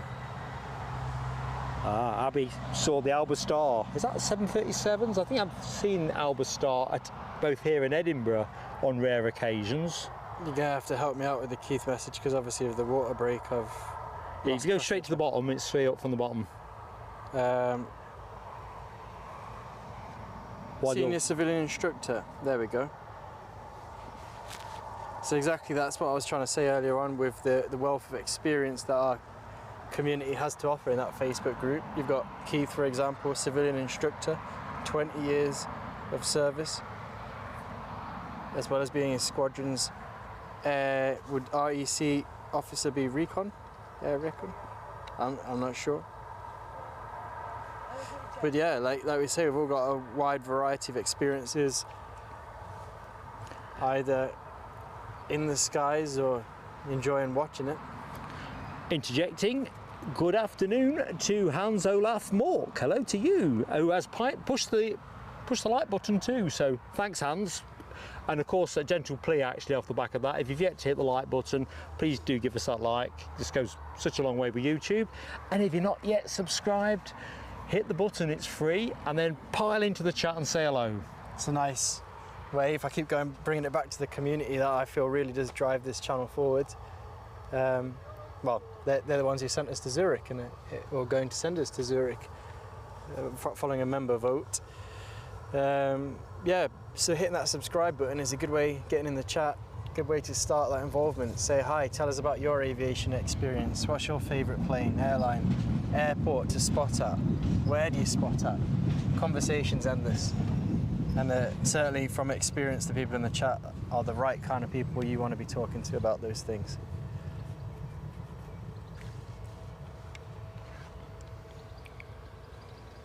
Sam Thurlaway updates us on the Emirates, 14:36, so a bit more slippage. Feels about right for where I think we thought it would be going out. It's nearly always later than earlier, or on time, and if they've come in 20 odd minutes late. I imagine it's quite a logistical challenge to turn around a 777, even to just think about sheer passenger numbers involved at a relatively sort of, would you describe this as small or medium-sized regional airport? Ooh. Small to medium, depending on the day. What is it? I've forgotten now. I should know, shouldn't I? I think about 11th largest or 11th busiest in the UK, somewhere in that 9 to 11 band. Yeah. I'm so hot I could just, you know. Well, I did need that water break. I was starting to feel a little bit. I mean, it did say max at 22 degrees centigrade, which as we know isn't hot in the scheme of the world. Well, not compared to that 40 degrees in Dubai that I was referencing. No, but I don't know if all this grass is sucking the oxygen out of the trackside here or something. Certainly the encoder was getting pretty hot. I think sometimes it's not the ambient temperature, it's the direct sunlight that has the possibility of making the mind Well, here's a mission for a little you. bit less focused. Very important mission, considering we've conceded telescope 18. Robert D has just posted in the chat that we've got a Beach 58 Baron Is that the one heading to Woking? Which I didn't know there's an airport in Woking. I don't know, can I? Yeah, that makes sense. When I scrolled down the departures earlier on, there was a flight, Beechcraft Baron, as you pointed out, that's due to head out to Woking. Yeah, well. Just need to correct myself as well. Keith Connell helping me with that one. He said it was the aircraft recognition officer. Pretty cool. I've often wondered what the process would be. Obviously, I had a background. I was in the cadets as a younger person. Is there still possible to be a civilian involvement in that kind of world? I don't know. Right, while you ponder that, I'm going to say another couple of hellos. Akiri Cat 13 Dreamweaver, good afternoon to you. Nice to see you, Akiri Cat. Happy Wednesday. In fact, Wednesday certainly is more done than less done. Of course, it depends which part of the world you're watching from, but certainly here at Newcastle, I can confirm that thoughts are gravitating towards tea. Yeah. I know Eddie thinks he's going to McDonald's, but that's a separate thing. My stomach is rumbling. He's had to move the mic. It was actually like to pick up the rumbling. Saw that talk about, was it Wendy Burger before, is it? Wendy Burger? Wimpy Burger. Wimpy Burger. That's it. Sunlight affected. Back in the hellos anyway. Good afternoon to H. Plain sailors we are. Mark and Eddie. On deck. You're baiting me to say ahoy there, but I don't feel I have the gravitas to pull that one off. You see, if we transpose this, I would have gone for the ahoy there. Ahoy there. What's on finals? Let me have a look. There's something there. And while you're doing that, Niall Dixon, good afternoon to you. And Simon Ice 41. Says if that's Woking, it'll be Fair Oaks Airport. You live and you learn. Thanks for that. There's that community knowledge I was referencing before. It's the best thing about it. You don't have to know everything. You just have to listen, don't you? Yeah, someone knows. Or ask. That's the main thing, isn't it? Ask. Someone always knows. Jet2 737 in jet2.com livery. Oh yes, it's one of the doctors. This is G registration of the aircraft. GDRTW. Dr. TW. Dr. TW. As I affectionately call it. I like when the registration letters make some kind of feasible person or name. Usually it's doctor with the Jet2s. Coming from Thessalonica, my Greek. And talking about the size of Newcastle Airport, Transport NCL says that Newcastle got, I remember seeing this now, Best Airport in the World award for the under 5 million category. Yeah, I saw that. It's what, about 3.9 or something, that 3-4 something in that region. Absolutely brilliant achievement to everyone involved. I've got to be honest, you can say I'm lucky, or I enjoy flying from Newcastle. East Midlands used to be my local airport, and I never used to enjoy East Midlands, I'll be honest. That is true. Since moving to the northeast, getting on for how many years now? 25 years ago. I do feel quite blessed with the local airport provision. You kind of lived here nearly longer than yeah. than you haven't. No, I'm wrong. Not 25. No. 15, You're only 31. 15 years. You went to university? Yeah, about 15 years. I'll keep you straight. Thanks. It's the heat. Thank you. It's about a 10% chance of rain. Have a look over your right shoulder. Wow, rather dark clouds. That's going to go somewhere. And I'm liking my sort of descriptive comparisons today. Slightly louder noise being kicked up off this Jet2 with the reverse thrusters applied. I'd imagine this one must go long if previous efforts from Tui and Jet2 is anything to go by. Going long, it's off into the bushes, and it will re-emerge, still at jet2.com. Rab H gently teasing me about my Wendy Burger comment, saying a Wendy house. Yeah. Got to be done, Rab. Show him no mercy. Well, since this is my first field outing since Madrid, and I'd say the sensation isn't too dissimilar in terms of direct sunlight and ambient temperature. That Beechcraft is heading down, taxiing down the road. Right, we better have that then, as it's the only one that... And then we could go back to the Jet2 when the haze starts to kick in. Hope he's not going to go all the way. Yeah. Because for something that small, it's going to be dwarfed by the haze. So, for myself and anyone else who is inclined to get involved this way, Keith Connell says, as long as you're under 55 years old, you can be what is known as a volunteer adult helper with the Air Cadets. And I think Keith can be testament to this, that a lot of really cool experiences are available when you're involved with the Air Cadets, whether you are a cadet yourself or whether you're someone that's helping out. So for you aviation enthusiasts, and there's certainly an avenue you might want to consider exploring. Just quickly jumping back in the chat, Warren Sanderson, hello to you. And it's an interesting question. At what point does an airfield become an airport? Because Esher Airfield, when we first started looking at that place, or even if you want to slice it, aerodrome, airfield, airport. Discuss. I'm going to hazard a rather amateurish guess. Could be homework for Friday's show, couldn't it? No, I play this game on my laptop, which is called Airport CEO. What, when you're not editing? Yeah, well, I haven't played on it for a long time, just to reassure the folks that kindly support the channel. And the difference in the game between an airfield and an airport seems to be when you've attained a certain commercial license. Ah. I wonder if that's true in reality as opposed to the video game I play. Next inbound action, after we've waved this baby away, it's taking the full track, by the way, which did surprise me. Lucky Seven says we've got an EasyJet from Belfast, 10 minutes out. And we've got a rash flurry of extravaganza of turboprop emojis, so members making good use of those. Yvonne V, Gary Fleming and Rab H, Les Donaldson, all giving it plenty of bladed revolutions. Here we go, turn and face. Simon Eyes 41 said used to spot quite regularly at Fair Oaks. It's modernised a lot over the years, so there you go. I've learned something new. I bet the Woking is where a lot of the Formula One teams are based, isn't it? That's right. So I bet the airport is quite well used amongst the F1. Well, it'd be interesting. Where do they route their freight through? It won't be there, I wouldn't have thought. Is it going to be Farnborough or is it going to be Oxford? Good question. Well, I don't know. Simon might know. More turboprop emoji action. Foxy B, Sarah Louise and H. There must be enough revolutions there to get this plane moving. Let's see if that is the case. I don't know. It's swimming in the haze.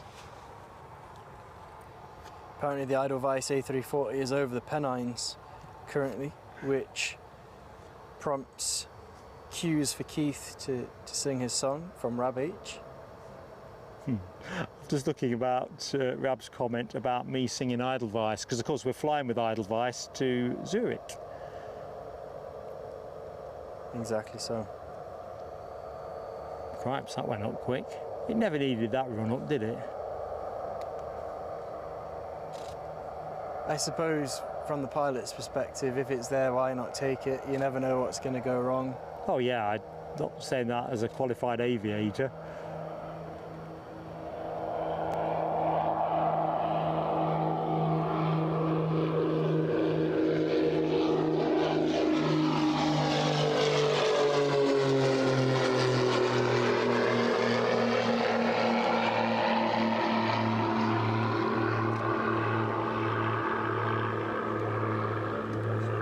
Received piece of variety to proceedings today. What it definitely has done is caused me to think that 10% rain probability. I'm just going to check the forecast again because there's no way that ain't going to rain somewhere. Oh, hang on, Smith's smashed the chat. What's that? H, God love you so much, so kind. Gifted 5 memberships to Plain Sailing Aviation. Absolutely outstanding generosity. Thank you for your support. Just bear with me. I'm just going to try and reinstate the fireworks because I had to get rid of them after that problem we had, or the one that we thought we had. So just bear with me. I'm quite quick at this. Let me know when they're instated and I'll stop the talking. But in the meantime, those memberships were gifted to Tony Rivers, Hans Olive Mork, Lucky 7, David Fisher and Mikey. Right, here we go. I'm just going to put them on. Oh, hang on a minute.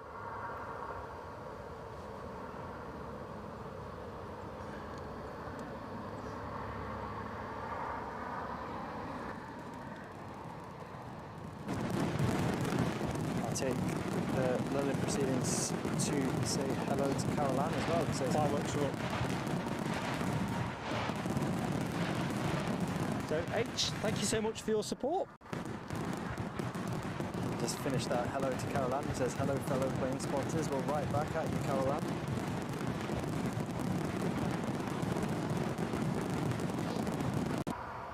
No, fireworks don't work properly. Damp squib. Is that what you say for fireworks? No, I can't switch them off. I can hear them going all the time and it's just... H, thank you so much. We're just going to have to run fireworks light till the end of the show. Lord knows what that's all about. In the meantime, on very short finals, we have the Ryanair Boeing 737, registration EIDYD, approximately 400 feet off the ground as per flight radar, having departed Dublin 43 minutes ago. Thanks, Eddie.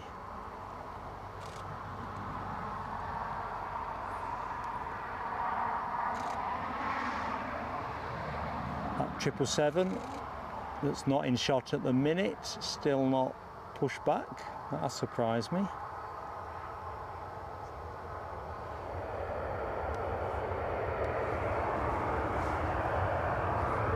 So you've announced the 5 lucky beneficiaries, have you? I Yes. can't remember where I'm at.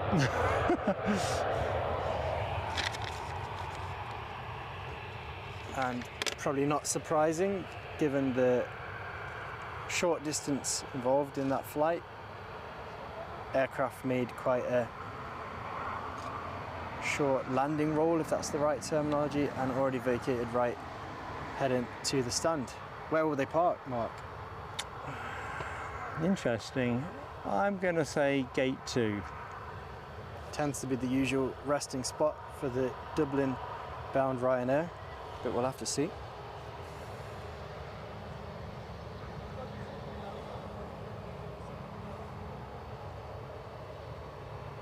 Alibi says Mark shell shocked after the firework. You don't know how wrong right you are. Explosion in your ear. Head's gone back to front.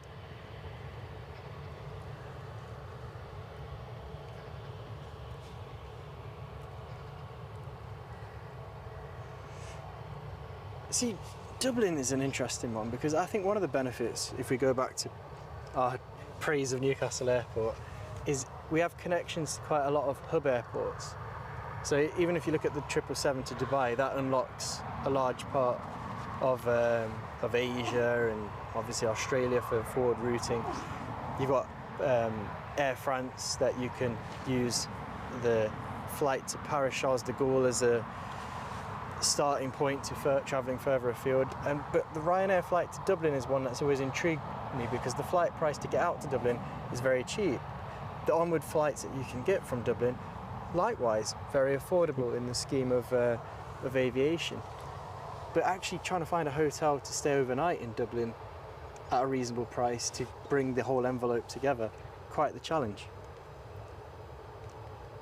More on those musings again, perhaps later on as we watch another short-haul flight arrive here in Newcastle from Belfast. EasyJet Airbus A319, registration GEZDL.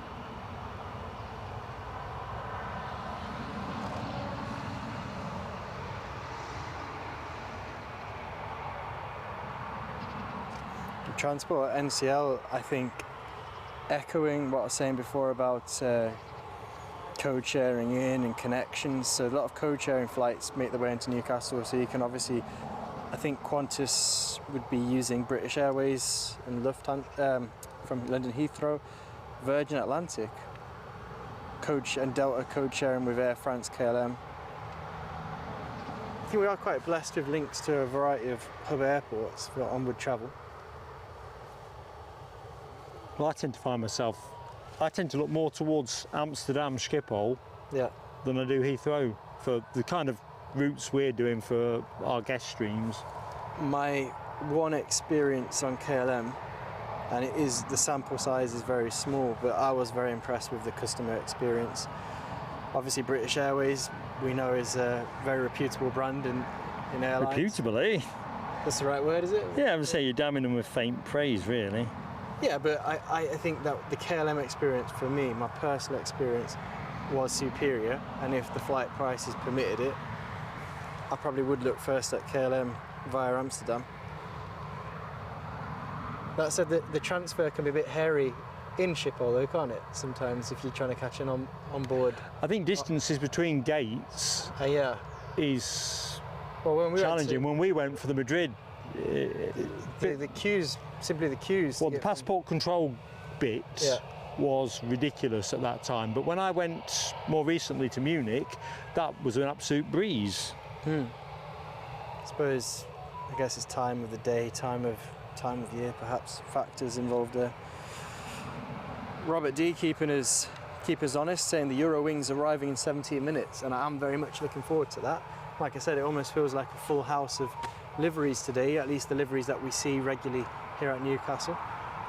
Right, I think we've got a firework moment. It's just we can't do fireworks. Could we make? That's terrible. Sorry, I'll try my best though. That is. So Sarah Louise, a great friend of the channel, has very kindly made us a Ko-fi donation to help with our costs. Thank you so much, Sarah. We're just going to roll that straight forward to the Zurich trip. Thank you for your generosity, Sarah Louise. Great friend to the channel. As I say, we would firework you, but I don't want to try it again till I understand what's not happening. Oh, Emirates pushing back. We'll have a better look at that in a minute. Let's see if We've got the Paphos bound Tui as well, also pushing back quite significantly on its tug. Good stuff. So it looks like we're going to be well set. Did you say hi to Caroline in the end? You was, I Yes. interrupted you, didn't Yes, I, when I was getting my fireworks stresses out? Do you know what? Again, back to the community. Can't get away from it. He's loving it. I'm going to get him home. No, but in our inability to produce fireworks when needed here for Sarah Louise, the community has stepped up and they're absolutely filling the chat with a vibrant colour of firework. Oh, love so you guys to bits. Thanks for that, guys. Honestly, you are superb. And good afternoon to Melody R. How goes it, Melody?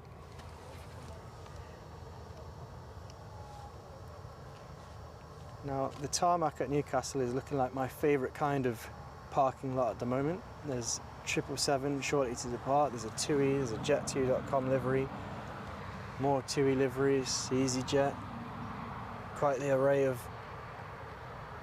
holiday-based liveries at the moment. Yeah, it's more Jet2 and classic Jet2 at that. I think the 4 I can see in my eye line are all Jet2.coms. There is one Jet2 holidays we've seen. Well, look, there's one that sticks out the back of that Emirates triple, and then there's 2 to the left, and then we go a little bit further round. So that's how I've got my 4, and I bet there's some more swag. Oh, hang on, 5. I've just realised that's 4. That's 5. So we are probably approaching the crescendo of Jet2 action. Yep. Question in from Caroline, is that the Emirates 777? Yes, it is, and we will see it departing rather soon. Should be a 777-300 extended range. Occasionally, rarely, they send the 200, but it's usually the 300 extended range. Let's clarify that for the folks at home. The aircraft type is, as you say, it's the 777-300 extended range. Registration A6ENA.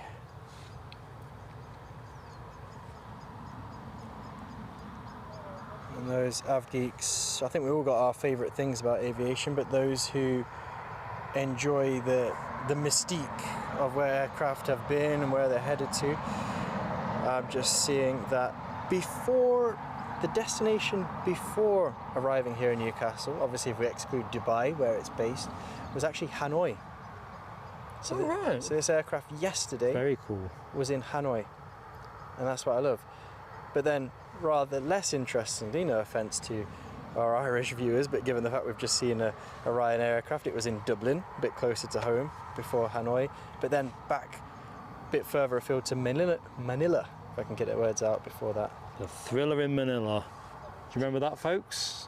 So, us of a certain vintage will remember that. All right, it's been in Ho Chi. Rumble in the Jungle. Sorry to cut across your reminiscing there, but it's been in Ho Chi Minh City. That's the beauty of travel for me. Which it was when, yeah, Hanoi was Hanoi when I was a boy. Well, why is it labelled two? Is there 2 different airports then? Ho Chi- Saigon in the south. okay. Yeah. All right. And I've seen a hello to say hello to, and then I've moved my line of sight. Christian Gardner. Hi, Christian. Hope the week has been a good one for you so far. I was struck by the windsock, how it's virtually on holiday, isn't it? Nearest to flutters. It left on an earlier flight to Lanzarote. What, the windsock? Or Anyway, back to at that rate, it'll be there a long time. back to reality. To be honest, this is from Simon Eyes. In terms of F1 freight these days, he's not sure where it's shipped. We're obviously talking this conversation rooted in the fact we saw, was it a Beechcraft? What was it? We saw a Beechcraft, can't remember the type now. Beechcraft. That technical thing blew my head. I'm virtually a cabbage. We saw a Woking bound light aircraft, I think it was a Beechcraft, heading there, and that got us thinking about the F1 teams based near Woking and how they fly people in and out, and of course the freight that accompanies them. And that's where that conversation's come from. So at least one person, and I know more than one person, will know my Thriller in Manila, Rumble in the Jungle reference. Boxing, spot on, Yvonne V. Muhammad Ali and friends. So they'd actually fly boxers out there to get it on in the jungle, so to speak? Not literally in the jungle. Okay. I mean, I think I listened to that on the radio because there was no satellite TV and HBO or whatever box office options. Jackie McDonald, good afternoon to you stateside. And Josh Scott as well. Good afternoon to you. He's enjoying watching the Emirates pushback. Yeah, it's not rushing. Inbound plane is still a way out, so I'm going to go back to the... Just for a bit of size comparison between that 777 and the 73. Just get them into the same shot. Yeah, it's... Big fish, little fish and all. Big fish, little fish. Slight reduction in air temperature here, trackside. I'm just feeling that as well. It's like the feeling you get just before it starts raining. A few of the spotters who are alongside us reach for their jackets. Sarah Louise, I reckon the Rumble in the Jungle was definitely before your time. Eddie was looking at me quite blank at this end. No idea, other than the fact it rhymes and sounds quite catchy. No recollection. So Warren asks what's up with the triple. I'm not sure, but there's plenty of planes on the forecourt. So we'll get you on screen in a second, the Ryanair arrival from Lanzarote. Let's do that now. You can see it's darkening up a bit because the aircraft's lights are starting to seem a little bit more powerful. And this aircraft is the MAX 8. Registration EIIFZ. Flight time of 3 hours and 49 minutes, a rather nippy flight time in that case, given the fact 3 hours would only get you to Malaga.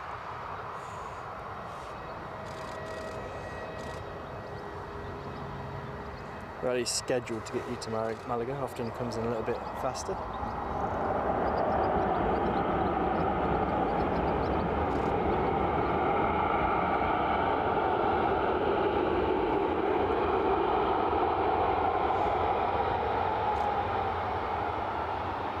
Yep, the brakes work. Lovely and efficient departure. Not taking too much rubber off the tyres either.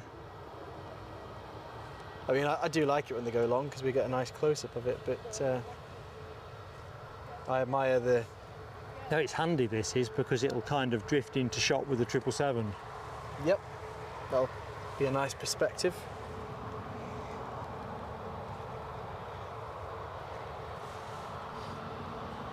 So we are into the final hour of the show. So folks, gentle plea for likes. If you've not yet hit the likes, it'd be great if you could give us that help.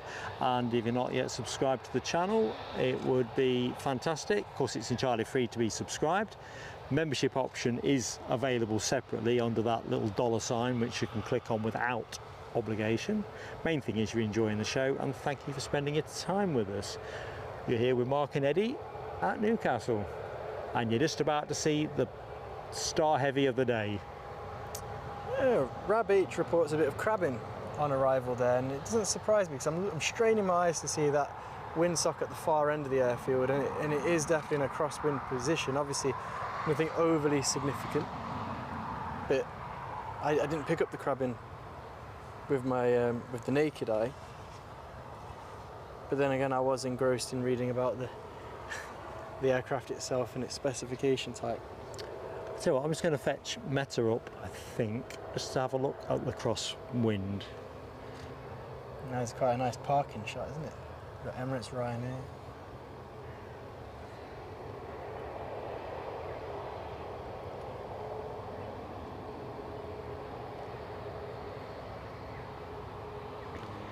So let's say use my precise location. I definitely would like them to do that. Rab H has just a little crab. Yeah, it doesn't surprise. That windsock is definitely. It's fluttering out now. You look at even the one in the foreground. It's pretty much presenting a small crosswind there. So good shout that, Rab. Good spot. I'm not sure how many arrivals we're going to get for the final phase of the show. I think Newcastle is one of those airports that, from the perspective we have, certainly, it really does showcase a lot of the fine piloting that goes on when it comes to crosswinds, never mind how slight or significant they are. I'm thinking, I wouldn't be surprised if we get a runway change. Look where it's pointing at the minute. Southeast. Well, no, we look at the meta. Oh no, you're right. If you look at if we go to meta, that might be what the triple is holding on for. If we go back to, what was the question? Who was the question from? The question that came in from, drumroll. See at the minute, well, we've got 4 knots of crosswind at the minute. So strength-wise, it's not that strong, but it looks to me like about what? So here's the question: is the 777 Emirates and the Tui 737 due to head out to Paphos? Are they holding regarding potential flight path changes due to runway change? I think, because it's wishful thinking, because I'd like them to do 07. So ATC, if you're enjoying the broadcast, let's just have a 07 flourish for the back end of the show. But if you look at the graphic, I think it's in that window for a switch. I think it could be quite likely. It's just the way they're both holding. Yep, they're making no moves whatsoever. Anything coming up the coast? Well, that could be it, what they're holding for. Could they be holding for an arrival that's going to land as planned? Yes, the Eurowings A319 is currently over South Shields, North Shields, crossing the mouth of the Tyne, also known as Tynemouth, heading out to the coast. So I wonder, are they going to wait for the brolly? You might have to fold the brolly up now, mate. In fact, let me do it because it'll be quicker. Are they going to be waiting for the arrival of that Eurowings from Düsseldorf? I think the next time the brolly goes up, it's actually going to be to deflect the rain. Earning my keep here next to Mark. On an occasional. What do you reckon, folks? Should I invite Eddie back on Friday? I'm thinking I should. I thought I have an open invitation to be on this show. I don't know, I got confused after that telescope. I lost my credentials briefly. Oh dear. I'm almost certain that they're holding for the Eurowings to land as per. They probably already involved in their routing. In fact, there's another one following it afterwards, so they might be holding for a while. A Jet2 arriving from Zakynthos, as well as the Eurowings from Düsseldorf. In that approach pattern. Let's see. It's going to make it a bit more interesting, and the good news is, because there's always an upside to it getting cloudy, the hazing reduces a little bit. The concrete will still be giving up its heat, of course, but I think we're going for a switcheroo. So we've got loads of planes to go as well, so if the action stands up, especially if we get 07, we'll keep the cameras running a bit longer. Although I've travelled light with some aspects of the setup. I've gone raincoat light. So. Yeah, if it rains, we'll be scrapping over the umbrella. In fact, actually, we'll just get wet because carrying the kit will mean there isn't a hand for the umbrella. True.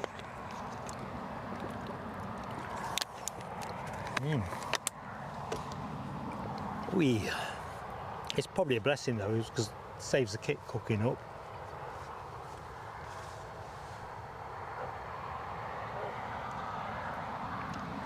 Yeah, that gentle breeze hopefully alleviates any risk of overheating that the tech was experiencing earlier. Don't think we've said hi to Aaron Phillips. If we have, you get it twice. Aaron, I hope you're having a good day. Says we've got, I'm a bit behind here, aren't I? Oh, I'm not. Jet2 from Zakynthos following the Eurowings, 6 minutes away. Roger that. And good afternoon to Trevor Russell. Hope you're having a great time. Sarah Louise says you need to be booked for Friday. Eddie for Friday. Tell you what, Sarah, Eddie for Friday. You available? I've got a bit of car trouble at the moment, so... Yeah, but I'm taking you to the garage, well, following you to the garage to drop the car in. Yeah. You'll be my captive. That doesn't sound good, does it? If I can, I certainly will. I'm not taking you back home after I've taken you to the garage. I'm going to come onwards to the airport. Yeah. I could drop you off at a public transport terminal if that helps.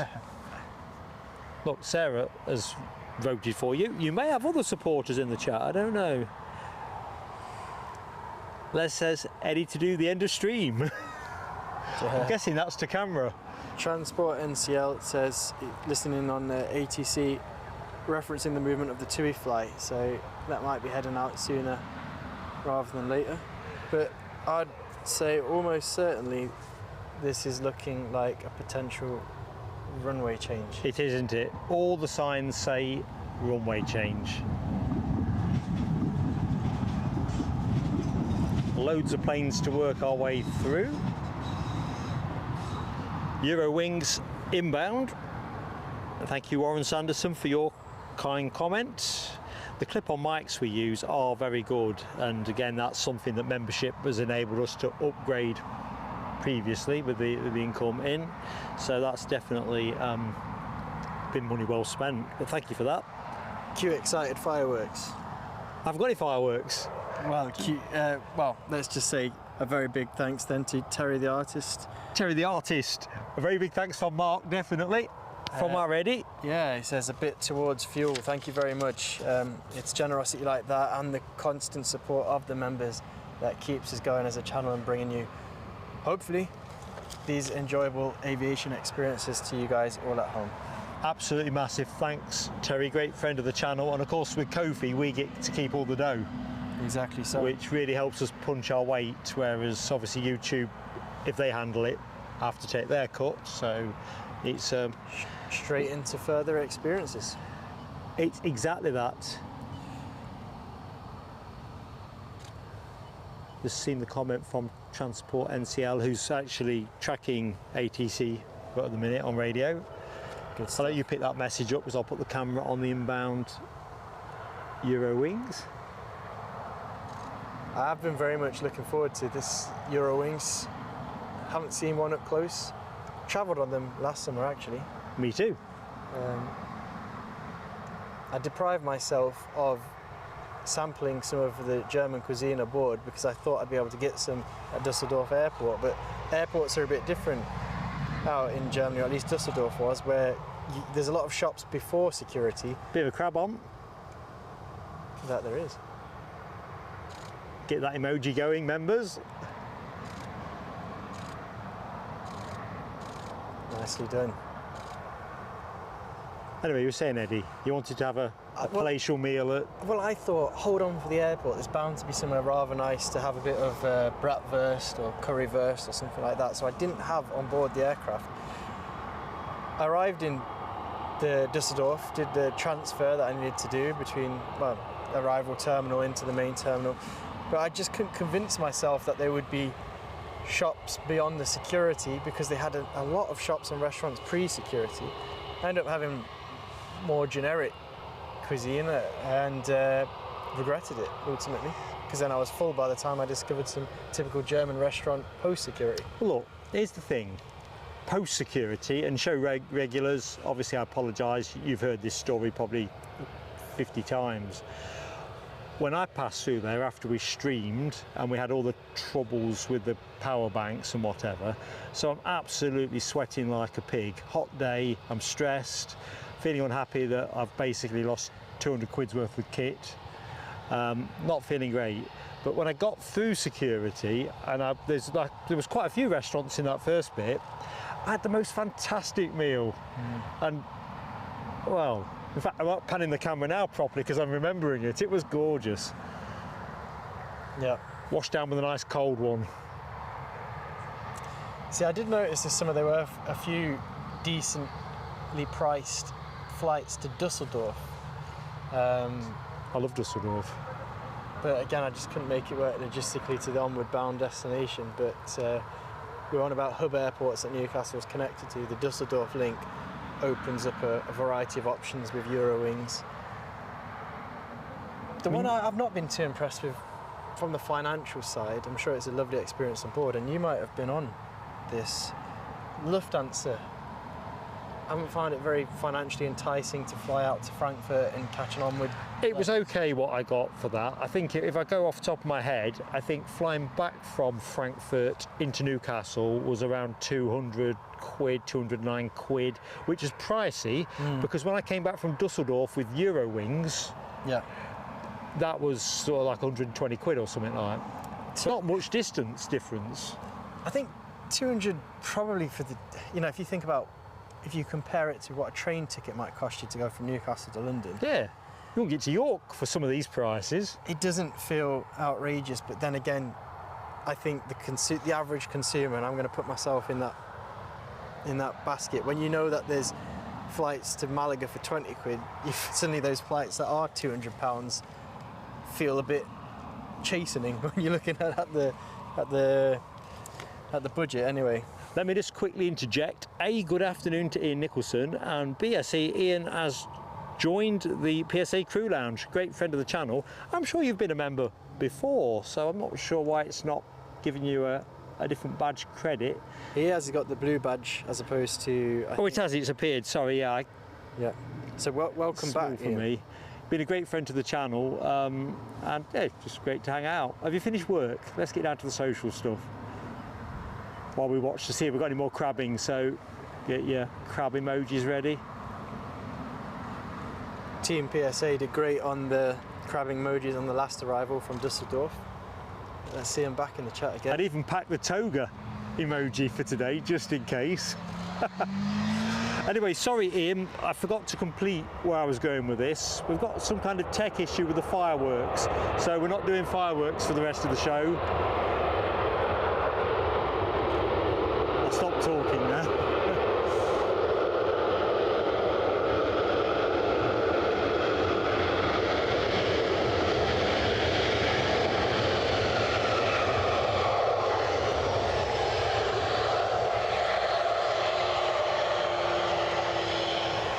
Absolutely gorgeous noise being kicked up from those reverse thrusters on the Jet2 737, recent arrival from Zakynthos.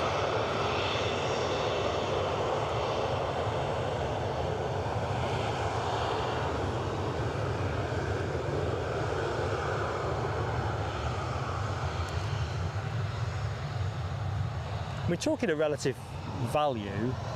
Edelweiss, Edinburgh to Zurich, Yeah. which for Eddie is 150 quid round trip, because you've got no check bag, have you, on that? No. You'll just walk on. I've got to have the check bag because I've got other things that need to go into the case that are part of the show, the sort of non-electronic bits, tripod and stuff like that. But even that added up to £100 each way, and you think to yourself, well, if I wanted to go back to your point about the train, and I wanted to go London on the train, I think the vast majority of fares that are at sensible times a day will be north of £200. Yeah. And you ain't getting return travel at that price. So there's another thing about our sort of interconnected transport network here in the UK is, when I'm looking at flights, we've reflected already on today's show, I do enjoy the Newcastle airport experience, but I'm not locked in. I'm prepared to travel to different airports, but you think, okay, well, what's Heathrow got on offer? Because there's obviously a larger amount of traffic, and you think perhaps the scheduled airlines, shorter distance of flight. If I caught a train down and caught a plane onwards from there, would that help the financial envelope? But the train cost alone means that it's not viable to catch a train down to Heathrow and then onwards to somewhere else with British Airways, for example. Just don't work. Unless you are going to go on the megabus or something like that, there is no... Yeah, that is the alternative, but that's going to evolve from where we are, like an overnight type. Well, then you're opening a different envelope, because the amount of time... Tiredness. You do what you've got to do, whatever that financial envelope is, and if you Well, it depends on what you're doing at the other end as well. Exactly. If you really need to travel, you do what you're going to do. But I think in terms of making it a pleasurable experience to travel, obviously overnight bus journey is at the hardcore side of pleasurable. Well, it's a bit like Leicester City, isn't it? If Leicester City don't play well, fans would probably vote for them to have to go home on a megabus. Yeah. I know I'd be voting for that kind of thing. Runway's changed. Runway's changed? Runway's changed. You heard it, folks, here. Runway has changed. Thank you very much. So no, thank you. Well, no, it depends what you're after. I am after the tea. Oh no, the stills guys next to us ruefully reflect. Sorry, I didn't know you were there on that. Oh, it's like 2 hours I've been waiting for this shot. Oh man, I feel your pain. I just thought we'd have the G90s blasting at us. Yeah, no, that's fine. I'll just have to get in another time. Although the way the wind has been developing recently, It just came out of nowhere, like, that would have been quite nice to have seen a bit more of that. just a bit more like. But What happens to the Emirates? I know. I knew it was holding there for a reason. Like. Looks like quite a few guys with long lenses are coming down, hoping to catch the Emirates, but obviously that runway change scuppering that. Quick shout out to Jane Chapman. Good afternoon, Jane. Hope you're keeping well. So shout out as well to Transport NCL, who is, you can see it in the chat as well, has given us heads up on the decision by ATC to switch us over to 07. So we're going to finish the show with a lot of departure action from this end of the bus. From our perspective, we'll get to certainly be providing you with something different to look at in the back end of this show. I mean, a bit like I was saying to the chap to the left of me, with the way the wind has been developing in terms of crabbing, it'd be nice to have had a bit more of that. But I think the action pivots largely to departure now anyway. Yeah.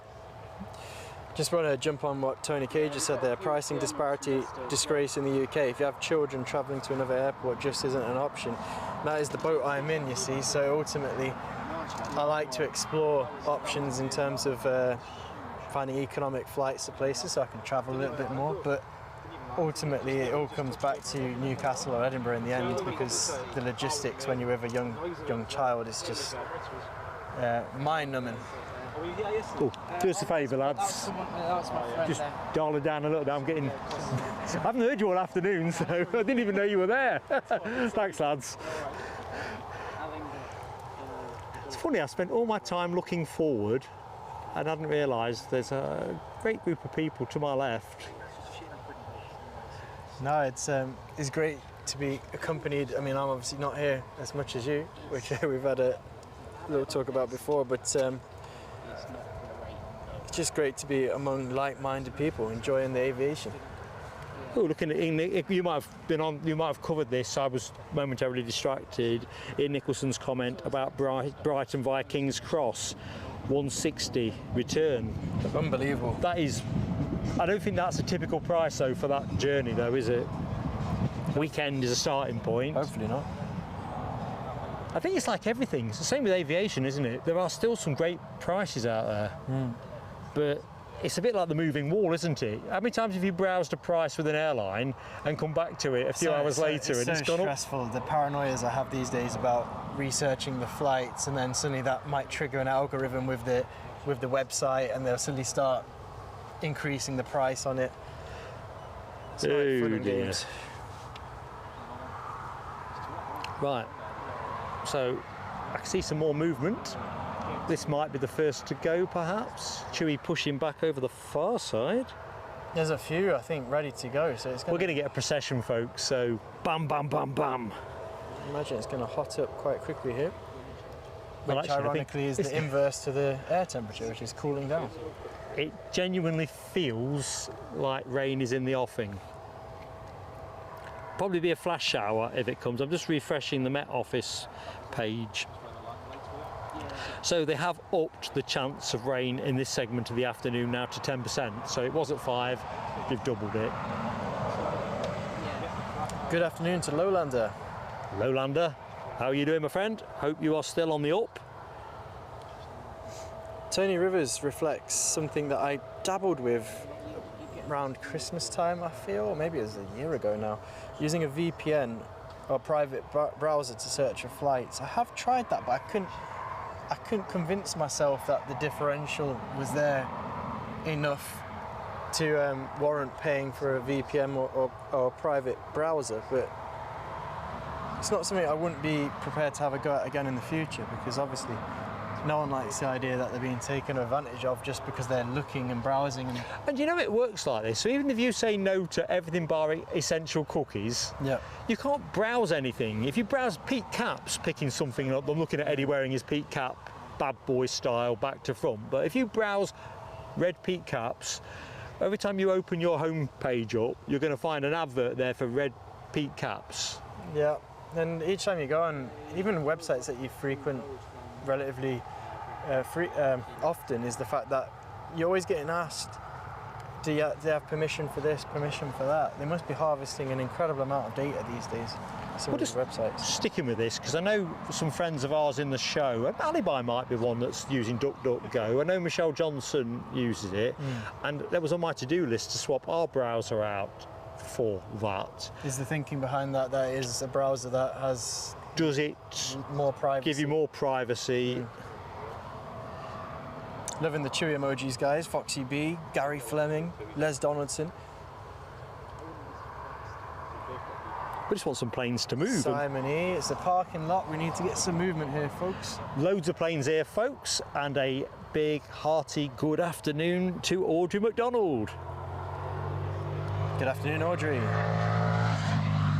So we've got loads of planes. It's going to be something of a plane-mageddon in terms of movement. Ah, Tony says private browser is free. Ah, I'll have to look into that one. you do it, find out how it works, and then install it on my kit so I can't mess it up. I don't think I've ever seen it. Yeah, I don't think I've ever seen it on time. Okay, good tip from Ian Nicholson. So if you look for, if you're looking for an LNER type ticket, 6 to 8 weeks before is optimum for a better price. And if you're browsing flights, just make sure you clear your cookies before you go back into it. So these are all very practical tips. Again, I'll come back to it. It's the community. The knowledge base here is fantastic. Yeah, but practical stuff like that, that's pounds in your pocket. There's lived experiences that everyone brings to the table that we can all benefit from. So helps us fly more planes, see more stuff, enjoy the world that we live in. Yeah, it's just no one wants to pay more than they need for anything, do they? Definitely not. Right, let's have a look at the pattern as per flight radar. What's going on? It looks like there's nothing inbound from my initial scan. I don't think we get anything inbound till around 3:45. I thought we might finish with I think it might be Ryanair that are due in around then. This is, I mean, obviously the 777 is a bit of an unexpected I mean, if delay. you have a look at this flight radar, we've got 4-5 aircraft just raring to go, and I think that engine noise increase is the 777. Yeah, I assume we'll be jostling for pole position. Getting his elbows out. Yeah, given the fact they obviously arrived a little bit behind schedule. Lowlander, we mustn't add to your BP, buddy. So I'm hoping this is just nice and chilled. Definitely what we're aiming for. I think my BP might have gone through the roof a little bit earlier with a little bit of a sound glitch we discovered, but well, you take it steady. Looks like Team Tui might go for the slipstream and try and get ahead of the... No, I don't really. I'm just trying to merge the worlds of Formula 1 In the aviation. dash for runway 07. Well, it's going to be tight into the first It's corner. the sprint race. I think we'll pretend this is Formula 1 for a few minutes. I think it's going to be tight into the first corner, see who gets off the line the fastest. Well, they need to shake a leg. The Emirates are on the Michelin, whereas the Tui is on the Bridgestone tyres. Is that right? I don't think they do that in Formula 1. I don't think Bridgestone have been in Formula 1 for a long time, mate. Well, who's on the Pirellis? Everybody. I think I preferred Formula 1 when there was tyre manufacturer choice as well as... In fact, does anyone know in the show, is there some sort of uniformity and conformity with... There's bound to be some competition, but, you know... I think it is Pirelli, actually. I thought it was Pirelli, Yeah. but I wasn't sure if that was uniform. F1's Pirelli, isn't it, across the piece? There was only the one manufacturer.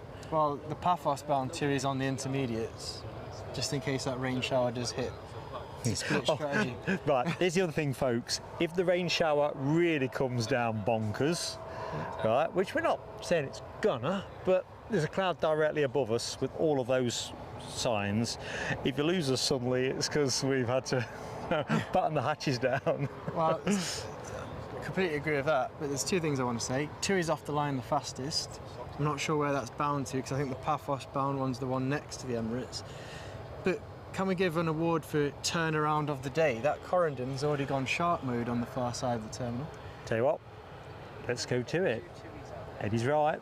That's turnaround of the day. Cue graphic. We ain't got one. No, but we should get a turnaround of the day. We need to turn our graphics around quicker. And a little jingle that goes, turnaround of the day. And there you go. Very good. What do you reckon, folks? Did he hit all the right notes? Corridon gets it. Turnaround. Simon Ice 41 confirms it is Pirelli, just still Pirelli in Formula One. Oh, there we go. Second Tui, now rolling. Hard, medium, soft, says Gary Fleming. I've got a feeling they're all on the hard tyre today. Oh, they have gone for the slipstream and they have beaten the Emirates into the first corner. Won the blocking plane. Yeah. Moved across the front of him. Didn't leave space around the outside. He didn't leave space, and as Fernando Alonso always says, you must always leave space. The taxiway belongs to Tui right now. The Emirates flight crew, I'm sure.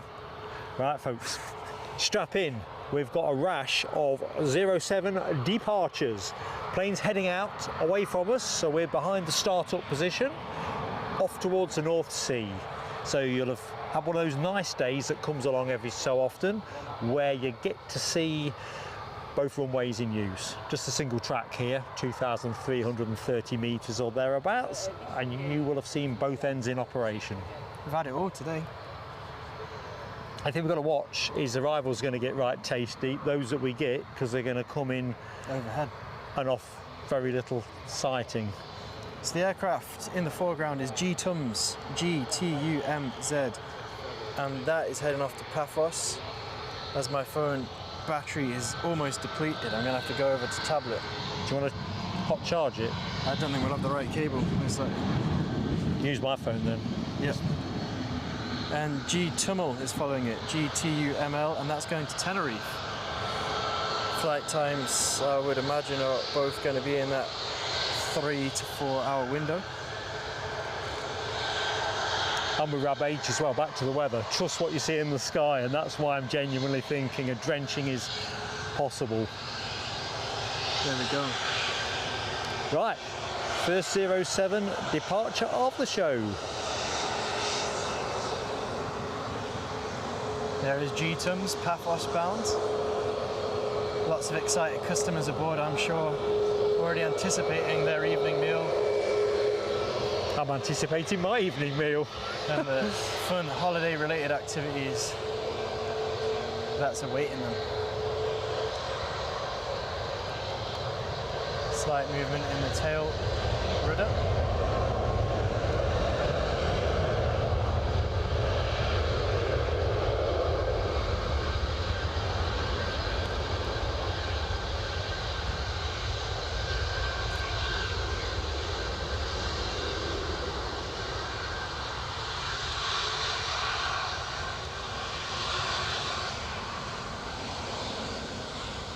Hurtling down the track.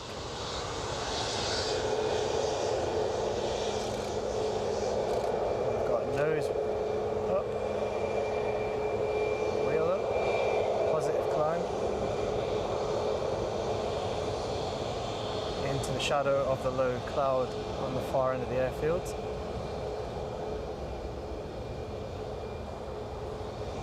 Right. G-Tummel takes prime position on the runway.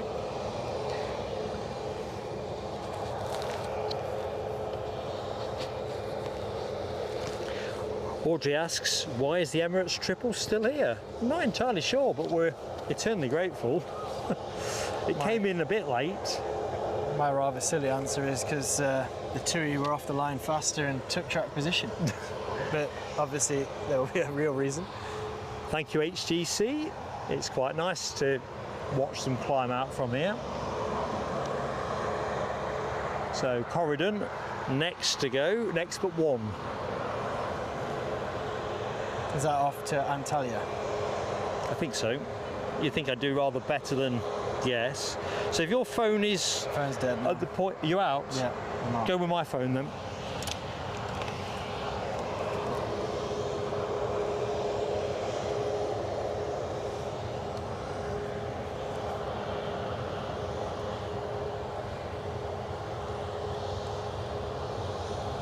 let's get to the departing plane. So this one off to Tenerife, Tenerifico. Stephen Marchant, if you are still in the show, let's go into your favourite place. Good afternoon, KTD.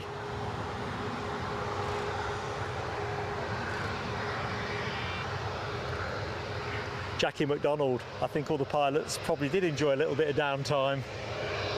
Although I guess one or two might have ended up sweating about new flight plans. I wonder if it's more complex. No, Paphos headed out east. I wonder if it would be more complex in terms of Emirates routing.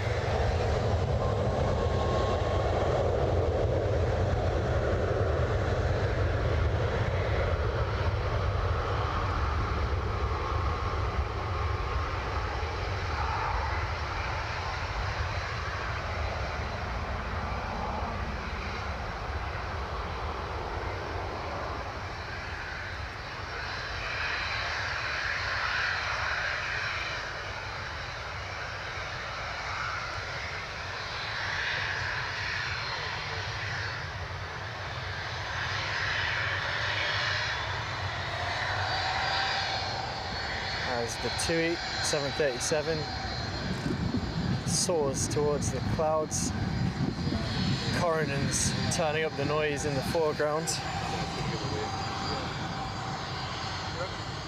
Next on the blocks. And we've got a fireworks moment. Have we?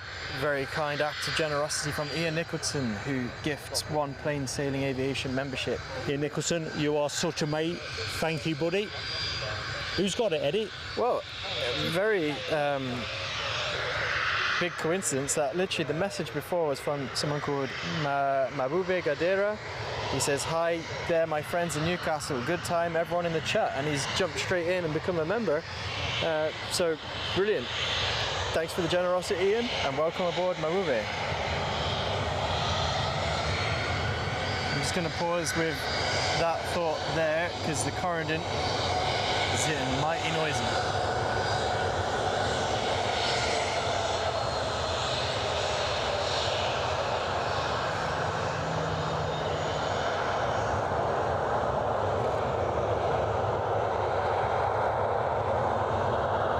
Little flourish of yellow paint on the end of the tail that I never appreciated before of the Coredon.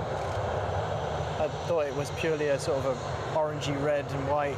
Oh yeah, that is their new, I think they've altered the livery slightly. I've got a feeling, that little bead line that you see, just zoom in on it a little bit. Gives it more of a regal presence. I don't know why I'm going for the word regal, but that's what I've gone with nonetheless. EasyJet pushing back. Not sure if that's returned to Belfast. Looks rather like a baby bus, so I'm thinking Belfast.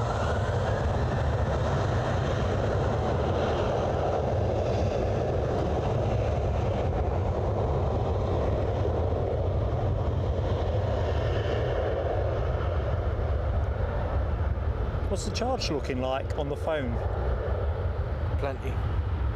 Plenty. It doesn't have a precise Birds. statistic. I'll tell you what, it's a lot of birds here. Kicked up a few birds as he's going down the runway. Tell you what, his power up was making my internal organs feel like they were vibrating from this vantage point. Sure that wasn't just hunger? It could be. Is it Big Mac time? So as we watch the Coredon gracefully climb out of Newcastle, Ian Nicholson is back again with a very generous other gifted membership, who this time the recipient is for KTD. So thanks first of all to you, Ian, for your continued support. Thank you, Ian. Of course, you rejoined us as well today as a member, and you're straight away being generous as well to others, and KTD, the recipient there. So thank you very much.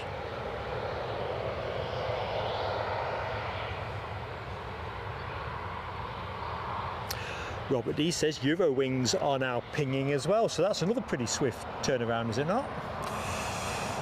Yes. Now that In fact, let me put the camera on it.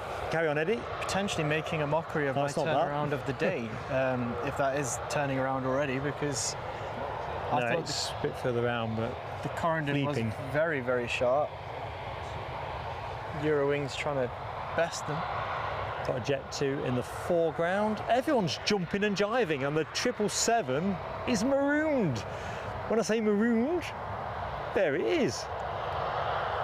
There are a lot of planes all vying for a space out of Newcastle. So let's just see how this rolls out. I've got to say again, another thank you to you, Ian. Another gifted membership. You're joking? No, I'm not. I'm just sorry we don't have the fireworks for you, but honestly, Make some boom noises. I would go for a beatbox, but no, awesome. I mean, if the guys in the chat can put some fireworks emojis, Virtual firework serenade. that'd be appreciated. Brilliant stuff. And Sarah Jane, the recipient. Welcome aboard, Sarah Jane. Good afternoon, Sarah Jane. It looks like your profile picture being a winglet of a Jet2 holidays as well, so as I'm sure is often the case, a gifted membership gone to a fellow aviation enthusiast. Good to see. Do you know what? I think we could end up with about 7 or 8 in quick fire order. Good work on the fireworks, Yvonne V and Gary Fleming. Yvonne, Gary, love you both to bits. And Foxy B, great teamwork. Foxy B, yeah. As I say, we seem to have a glitch with ours, which we'll try and bottom. Guys, keep the fireworks coming. We had another act of generosity towards the channel, this time in the form of a Ko-fi donation from Political Bias. PB, good afternoon, PB, first and foremost. That is the first order of the day. Good afternoon to you, but also thank you again for your continued support to the channel, helping Mark in the main part, but myself, Eddie, as well, providing you with these aviation experiences. Yeah, Team Sport all ends up. Our regular supporters, our moderators, yourself, Mrs. PSA and Mrs. Eddie, they all suffer for the higher art. The support they give to allow us to come and follow our passion. Also appreciated. Fireworks aplenty in the chat. Thank you. And guys. great shout as well from Alibi58 with the plug for the Facebook group. So if you are a member and you do Facebook, give it a go. The link's in the chat courtesy of Alibi. If you're not a Facebook user but you're neutral on Facebook, still give it a go. You'll love it. Good stuff. And if you don't, do tell me that I was wrong. Impossible, I think, you know, because, say it again, it's the shared experiences that people bring to that Facebook group that really make it come alive. Update from Rab H, Emirates is on the radar now, so they're probably getting rather annoyed with that Jet2 that's snail trailing past its nose. Let me just give the viewers a bit of context. You can see there's a member of the ops team standing in front of the triple. The pit crew, as I'm now rebadging. Got the table tennis bats out, giving it a bit of... You always know when the 777's about to do something at Newcastle, because the piece of road outside where we're standing suddenly becomes littered with cars in very sort of impromptu parking spots, because they're anticipating something special, and that's what we'll be seeing in a few minutes' time. It's hilarious. If I parked up there, the federales would be there within 3 minutes, insisting I moved it. Yeah. It's not a persecution complex, it's just experience. 6 likes to go for the 200, says Les Donaldson. Oh, hang on a minute. Get those fireworks ready again. That's not number 3, is that number 4? This is number 4. Ian Nicholson. Unbelievable. I think I'll stay with this EasyJet. Thank you so much from me. Top support from Eddie. Awesome, buddy. I can't believe it. I thought my chat had jumped. And Sam Thurlaway, the beneficiary of that generosity from Ian. Thank you.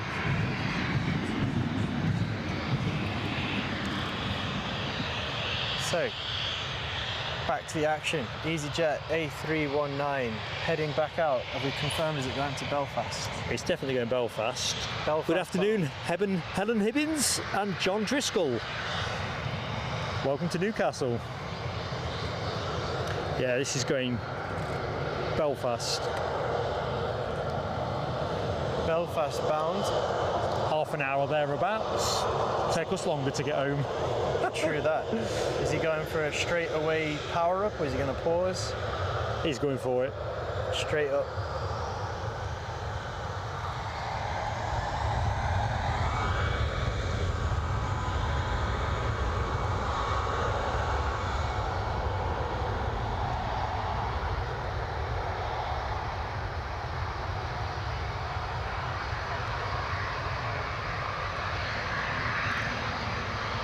Blimey. Ryanair have pushed back and turned as well. I'm guessing that might be Dublin. You able to confirm, Eddie? That will be heading out to Dublin almost certainly. On your phone, I don't really want to leave the chat, but we'll have a look on flight. I'll do it, yeah, I'll take care of it from here. Sorry, mate, I'm forgetting you're not on your all singing, all dancing. I'll stick to the visuals, what I can see, describe it to you guys, and 777's moving. And that's what I was just going to say, the 777 is indeed moving. Long-awaited departure. Hang on a minute, just check the chat again. We've got another act of Is that another thank you? supreme generosity from Ian Nicholson. Ian Nicholson, you're tying me up in knots, man. Thank you so much. Who got it? John Duff, and he just hit another one. Hit another one. What is that, 6 now? What, after John Duff? Yes. By golly. He goes from John to John. John Rucroft is now a part of the plane, or returns to the Plane Sailing Aviation Society, if I can call it that. The 200 likes are up, Gary Fleming says. Oh, man alive. It's jam-packed action, both in terms of the aviation and behind the scenes here, as we try to come to terms with the great support that we are receiving currently. And thanks to everyone in the chat who's taking our place with the fireworks and really showing the love to each other. There's another one landed. There's another one. I can't keep up with the book. I'm going to have to get that pop-up seat for you in a minute, Mark. Looks like I was just going to say thank you, Gary Fleming, Yvonne V and Foxy B, I think were the 3 that I could briefly see before the screen went zipping up. Unbelievable. Anyway. Where's this Jet 2 headed to? This Jet 2 is, well, you think I'd know, wouldn't you? It's not even showing on my flight radar. I'm telling you. It's already departed. Let's see. It's ridiculous, it's not even showing on mine. Do folks know in the show? No, that's the Dublin Ryanair. Do folks know where this one's going? Because I'm ghosted. Ian is putting us to the test. There's more donations coming in. Christopher Dennis has been gifted. And so is Skating Banana, another 2. Fireworks aplenty. Enjoy the Jet 2 Holiday 737. And remember folks, everything we take in memberships, donations, gifts, 100% goes on content. Nothing for me and Eddie in any of that. And we are going to Zurich next month, destination chosen by our members, because that's how we do it at Plain Sailing Aviation, and that's where it's all going. And of course it's fantastic to have people new to our community back with us or returning. Exactly so. I mean, what we have here, thanks to the people who are part of it, is a very community-led channel. So what we do with your donations and generosity and support via memberships, well, that often gets put back on you guys to have a say. And that's why, as Mark said, we're off to Zurich to bring you what Zurich Aviation has to offer. Another fireworks moment there. Ian Nicholson's got the correct credit come up now, 4 months membership. Very kindly says the channel deserves to grow. Thank you so much, my friend. Really appreciate that, Ian. And I know Mark will as well, more than he'll ever be able to express. There's a lot of hard work that I feel I can say, because I'll talk about what I see him do. A lot of hard work that he puts into bringing these shows. So thanks for those kind words. Let me just go off that and show you a bit of triple. We'll go back to the Ryanair departure in a minute, but I don't think you'd forgive me if I didn't share this baby with you.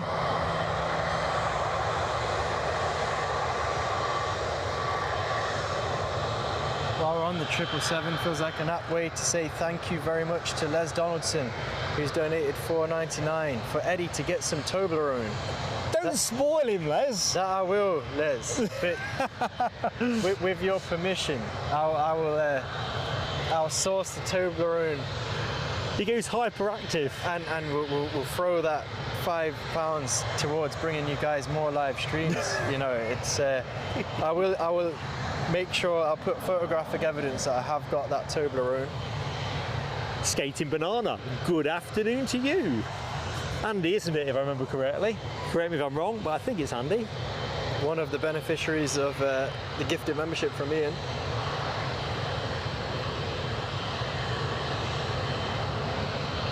People loving the 777. Oh, hang on. Kofi moment. Kofi moment. From someone. Comma. The commas always come in. But if that is your handle, or if that's an anonymous donation, thank you very much. As we've said to the people who've supported us today, the members who support us. Oh, plane going somewhere. On a consistent basis, everyone.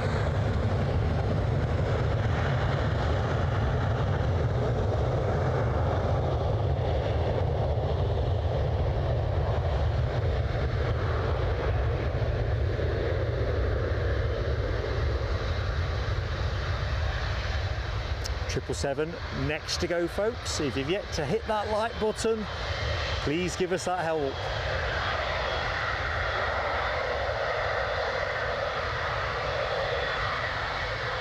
Few birds doing a tour of the airfield as well. Don't make me snigger. Although they're probably trying to vacate out of the way of this big beast, that's going to be the next aircraft to take prime position on the runway. I've not really noticed any birds scaring during the show, if I'm honest.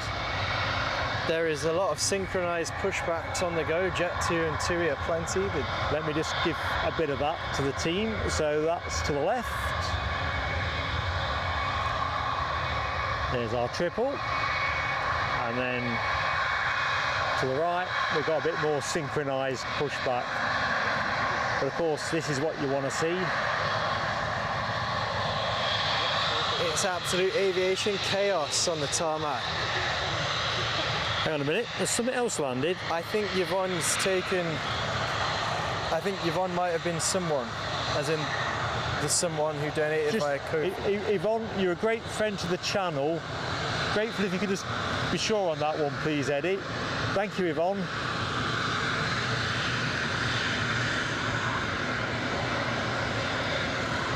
Someone always leaves me guessing. And I hate the idea of not crediting people. Look at the size of that 777. It doesn't matter how many times you come down here, it is a beauty to behold. Oh man, is it ever. I think the guys in the field next to us, they're enjoying that close-up as well. And the sun's come back. The sun is back.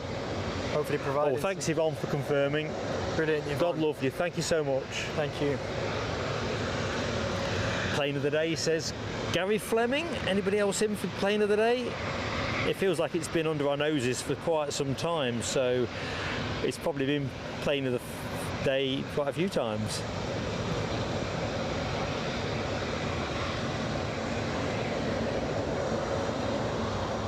Aye, aye, aye. The sun must be providing a nice little bit of lighting for the guys doing the stills. It's a shame about the hedge line. They might be doing slightly better in their position. Yeah.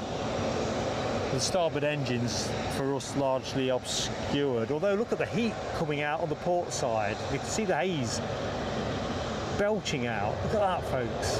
Here we go.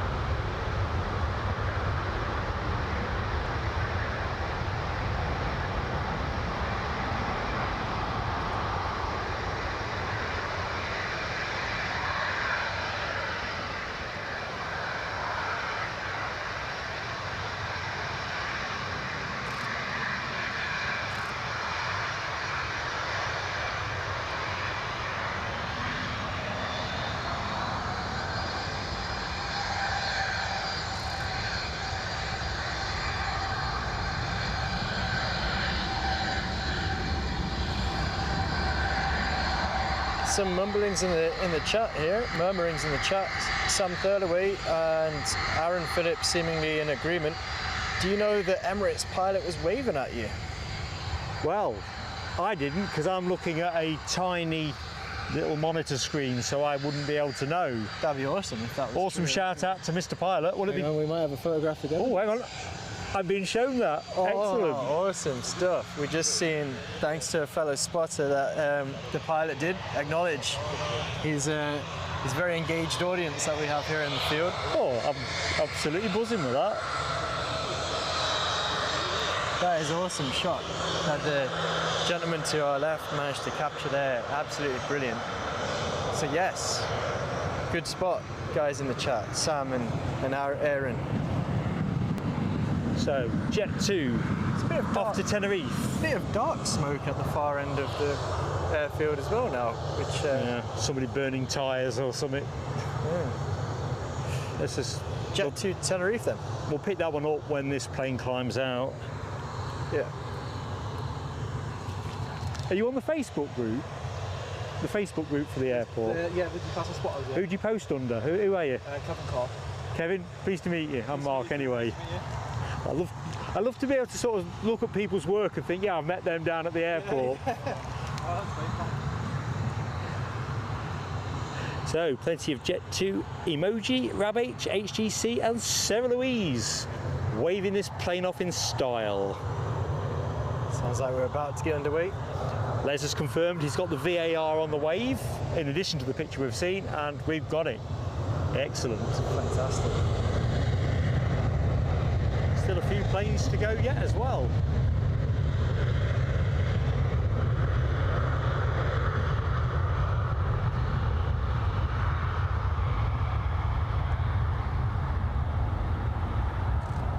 You getting on okay with my cronky old phone? Yeah, I'm just sticking to the chat and enjoying the planes.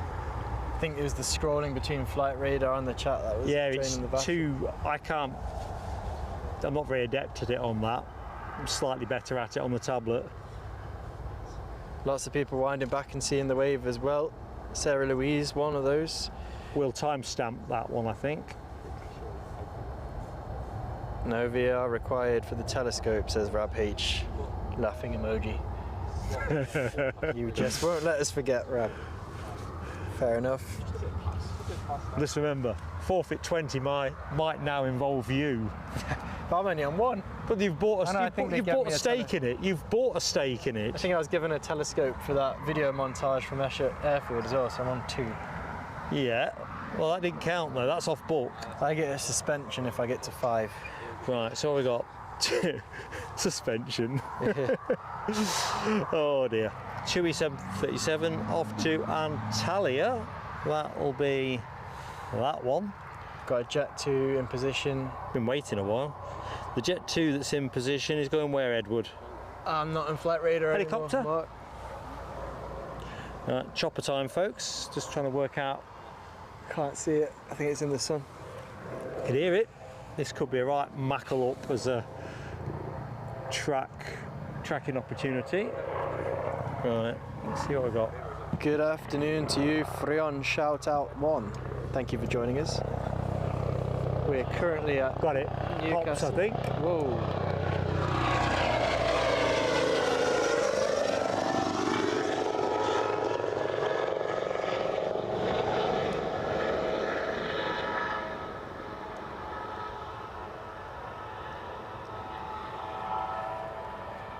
Yeah.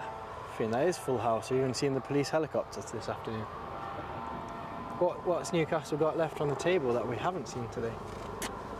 BizJet. We haven't seen a British Airways either. I think there's a Pilates due in around 3:45, but it's 5:45 now, so I don't know if it's been scrubbed. We haven't seen a British Airways either today, have we? We haven't. So we're short of the full house. We haven't seen a KLM in KLM livery. There'll be one of those due soon. Let's have a look what that says. Free and Shout Out 1. Hello to you. Been a pleasure to be in your company, my friend. So we've got several Jet2s looking urgent in their pushing back and pausing on the taxiway. Tui's also paused. Eurowings. I'd imagine one of those Jet2s must be heading out to Paphos, as per my earlier reflection that there was a Tui 737 and a Jet2 that were basically flying the same routes today, came here from Mallorca and heading out to Paphos. The Tui 737 on camera at the minute to Antalya. That is ticking the minutes up now. We're due out at 3:10.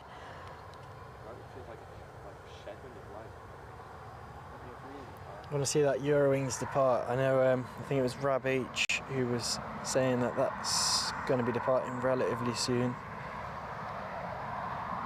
And the sun has come back out. So even though the threat of rain looks everywhere, there's lots of blue sky and some very pleasant tea time sunshine.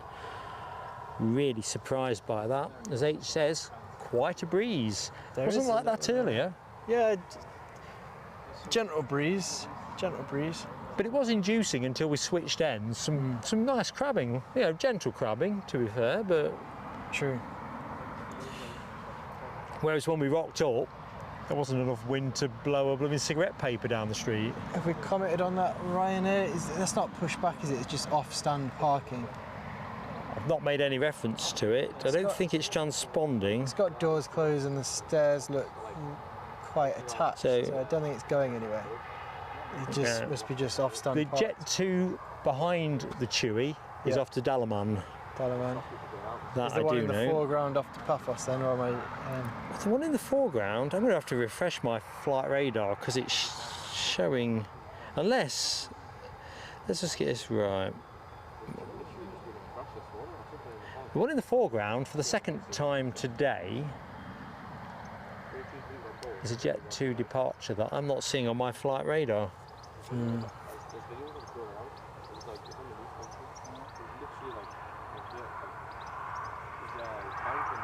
It's surreal, really.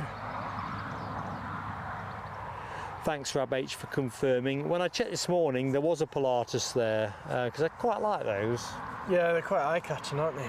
With the wing lights on them, but looks like that's not the way it's going to be. Let's just see what the position is likely to be on arrivals. Now we are into the back end of the show. The queue is thinning down a bit. British Airways are due to be with us 4:10. KLM 20 to 5. We should be done by then. I think we seem to have hit a pause moment, don't we? And we'll see. Eurowings is probably our trigger plane, isn't it? Do you think, yeah, the Eurowings is probably one that we'll be keen to catch.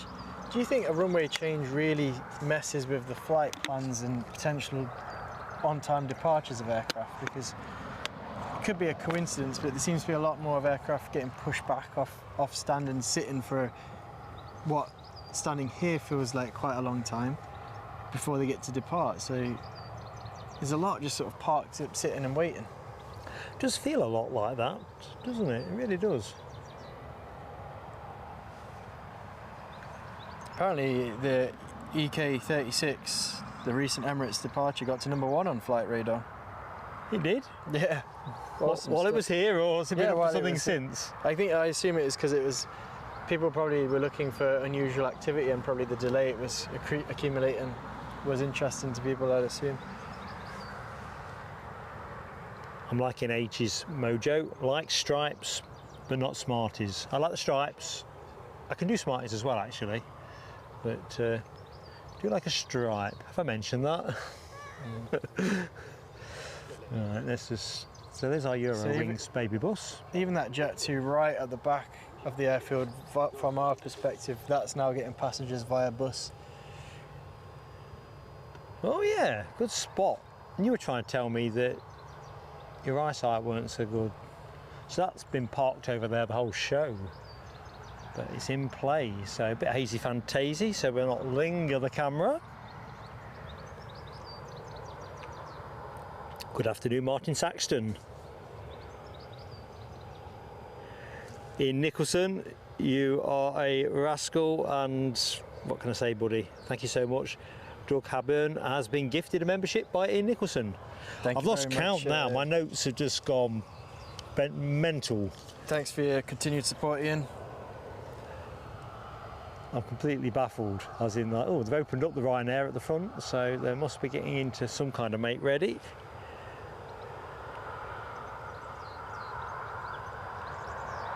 Sarah Louise likes the gold condor. That is my favourite condor. Of the striped variety. They've got some other good liveries, but the striped hooped ones, if you will. The gold one. The gold one. Well, you know, you always take the mick out of me if it's gold. Mark likes it. Freon shout out 1. Kind words for you, says Mark and Eddie. See you guys, but I'll be here whenever you stream, so I'm looking forward to it. It's good to have you with us. Excellent. Well, as it goes, we are definitely streaming Friday. That will be around 11 o'clock through till around now, actually, sort of 3:30, 4. It just depends how the action plays out. And Sunday, the show moves on. Don't think Eddie's on that ticket now. It's unlikely. Unlikely. So Eddie's with me, hopefully, on Friday. Much less likely now for Sunday. But the show goes back into Scotland for Edinburgh Airport. Fingers crossed we get a nice dry show. Looks like runway 24 at the minute. So that'll be the scenic side if you think about it, with the hills in the background. Good stuff with the fireworks, guys, as well. Showing the appreciation out to Ian. And another set of fireworks, if you can, please, guys, to Debbie, who has gifted us another Plain Sailing Aviation membership. The lucky winner of that is Gareth L. So welcome aboard, Gareth, and thank you very much, Debbie. God love you, Debbie. God love you. Thank you so much. And also, you know, another profile picture, very interesting. It looks, what aircraft is that? Don't know. Certainly a fighter jet. It looks like, it's going to sound very crude aviation knowledge now. Is it an F-14 that is in Top Gun? You know, the one that Tom Cruise in the original Top Gun flies? There you go. Anyway, welcome aboard, Gareth. Right, the Jet2 in front of me, I can now see on flight radar off to Fuerteventura. He's scheduled to go at 10 to 4, so it's 10 minutes late. It's not too bad, is it? You can pick that up in flight easy. Yeah, bit of bird scaring in the background. Not dissimilar to the noise I could hear in my headset earlier on when that glitch came in off the fireworks. Ooh. You can just see the ops vehicle through the hedge. I've not actually seen any. I think the birds are all at the other end. No, I mean, when the 777 pre-departure was around this end of the airfield, there were some birds sort of flying around. We're back in play, folks. Action, final phase of the show. So we'll lead you gently into a serene Wednesday tea time if you are on UK time. Obviously, if you are to the west of us, as Melody Arvis, for example, Katie D, Nick Gray, Jackie McDonald, you've still got more of Wednesday to be dealing with. But here in England, everything stops for tea. It's 3:30. Not quite, but I am hungry. Jet2 push back and turn to my left. So we're going to have a nice finale, I think.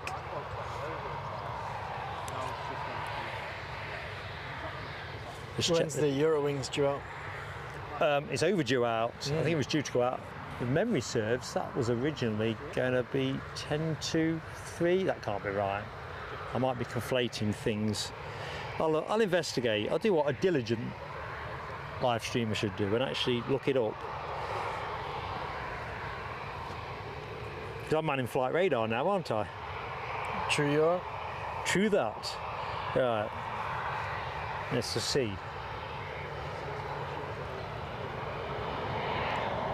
You see the windsock is still stretching itself nicely.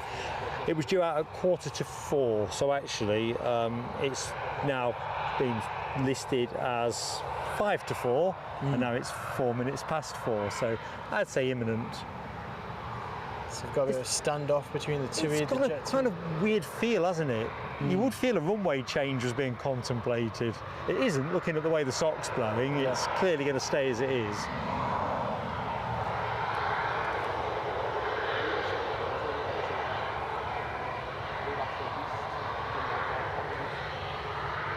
So if you just joined us, you are in the company of Mark and Eddie here at Newcastle International Airport.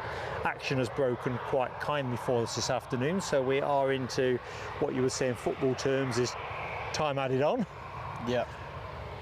Nice little raft of planes on their way. A couple of, looks like several, 3 Jet2s, a Tui, a Eurowings, I think 4. Have a scan for that British Airways that might come over our shoulder as well. Oh yeah, Eddie is correctly alerting me to the risk of a monster telescope. Don't want any more of those telescopes. Those pesky telescopes. I think we're okay.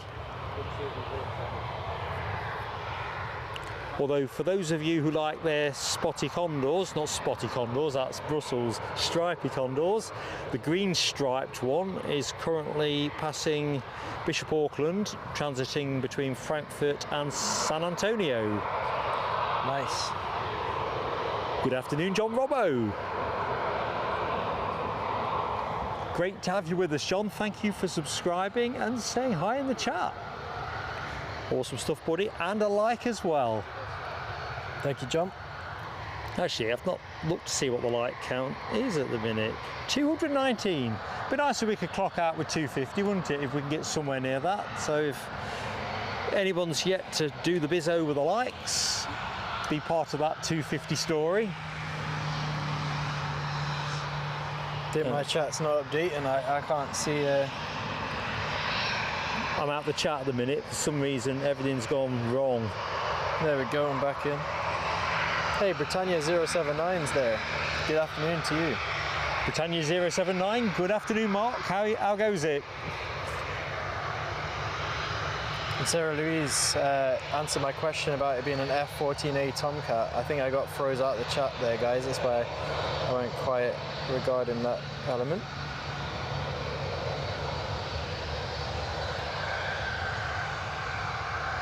You can probably hear a bit more engine noise. That is the Tui departure now stretching its legs.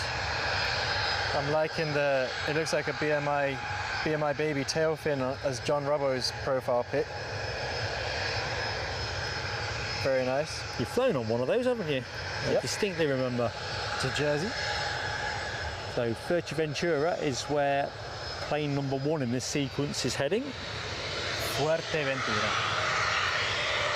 Other pronunciations are available.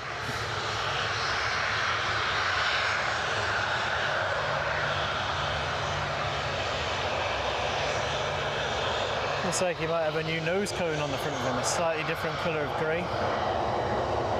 Maybe it's an illusion. Looks the same to me, but I'm sure you're right.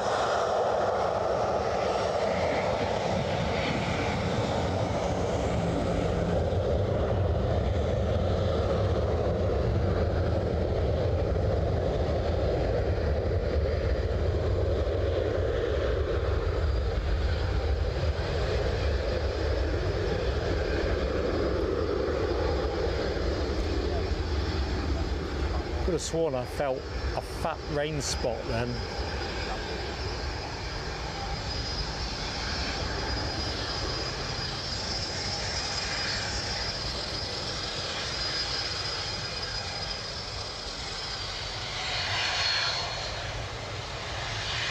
Up and away.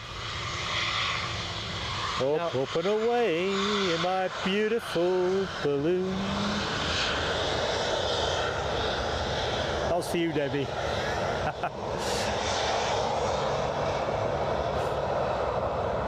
Where is this Tui 737 heading, Mark?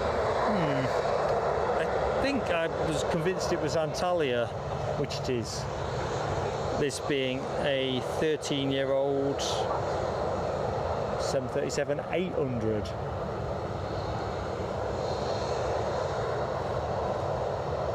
Oh, Eurowings pushing back as well. awesome stuff. Ooh. Is that a firework moment? It is fireworks indeed. Welcome to the PSA Crew Lounge to John Robbo. Thank you for joining us and showing your support to the channel. Thank you so much, John. We have a Facebook group. I don't know if Alibi's got the link to hand, but please do join the Facebook group, and that's also true to anybody else that has joined since it was last mentioned. Facebook group, great place for like-minded people to share aviation anecdotes and photos. Oh, and Les Donaldson's got some fireworks going for us. Nice one, Les. Firework, welcome, very much appreciated, guys, thank you. Simon Eyes 41 and Yvonne V, Foxy B, they've set fire to 2 or 3 boxes. That they have. Ian Nicholson says he hopes it was rain and not a bit of bird poo that landed on you. Funny you say that. I went to the co-op for some milk last night, and on the way back this big fat splat landed about a metre away from me. It was seagull doings. Now they say it's good luck to be pooed on by a bird, but I think it's better luck to have a near miss with a piece of bird. I considered it better because I imagined that had gone right down my front. I hadn't even got to get my milk, so I'd have had to go back home, got cleaned up. Would you have gone home? Yeah, I'm going to co-op with bird cack all down my front. A big white stripe, like I've been white lined. Anyway, moving swiftly on from that image. Thanks, Alibi58. I've just seen the link in the chat. Nice one. Jerry Croney says, great show, guys. Well, great to have you here, and we're pleased that you Nice enjoyed one, it, Jerry. Jerry. Right, so looks like we are literally in the last phase of the show. I think that can be characterised by 4 departures, maybe 5. We'll take them as they're consecutive, and then we'll bring it to an orderly close if the action dries up, or when the action dries up. Can't say further than that. Good stuff. John Robbo says he's applied to be in the Facebook group. As soon as I get in, John, you'll be in. And anybody else that has joined today that has made the request.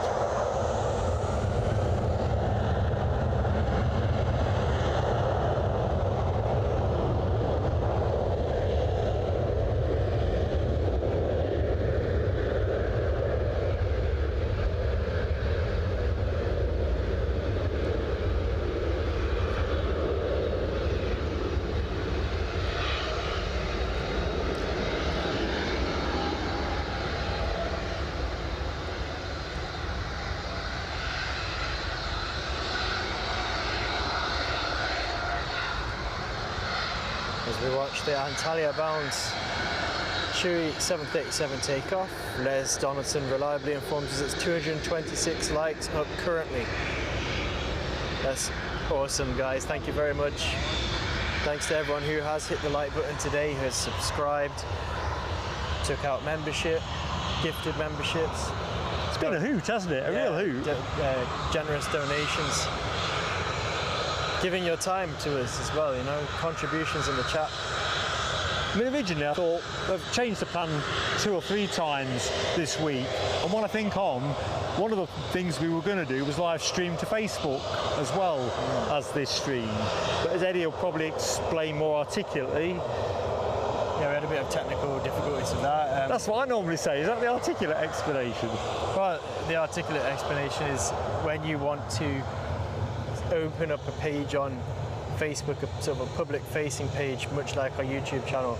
Before you can live stream, you have to have 100 followers, and the page has to be active for 60 days or something like that first. So that's a potential in development for the future, but because the thing is, our group, our channel membership group, is a closed group just for members. Yeah. So it doesn't lend itself in the same way, so we're just going to look at that from a different way. Jerry Crooney, exactly that point, my friend. You do need to be a member to be in the group. Yeah. So that's, it's one of the part of the package. It's only £1.99 a month for the whole caboodle, and part of that includes membership of the Facebook group. Access to a very warm and very active aviation enthusiast community. There's obviously the updates that we provide in terms of the newsletter, which hang on a minute, got to say goodbye to Jackie McDonald, who's just leaving us the other side of the pond in Dallas. Have a great rest of the day, Jackie. Sorry, Eddie, cut you off, mate. Yeah, have a good day, Jackie.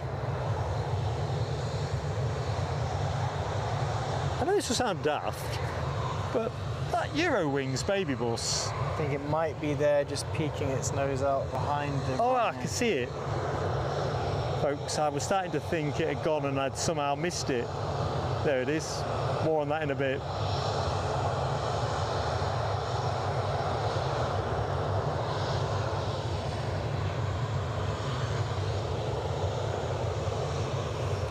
So anyway, one thing I wanted to say, because a lot of the aircraft taking off heading out to the Canary Islands, heading out westwards, I was, as I tend to do, browsing flight radar late at night before my bedtime, and I saw a flight from, I think it was one of the London airports heading to Cancun, and it actually headed north up over Scotland before crossing the Atlantic.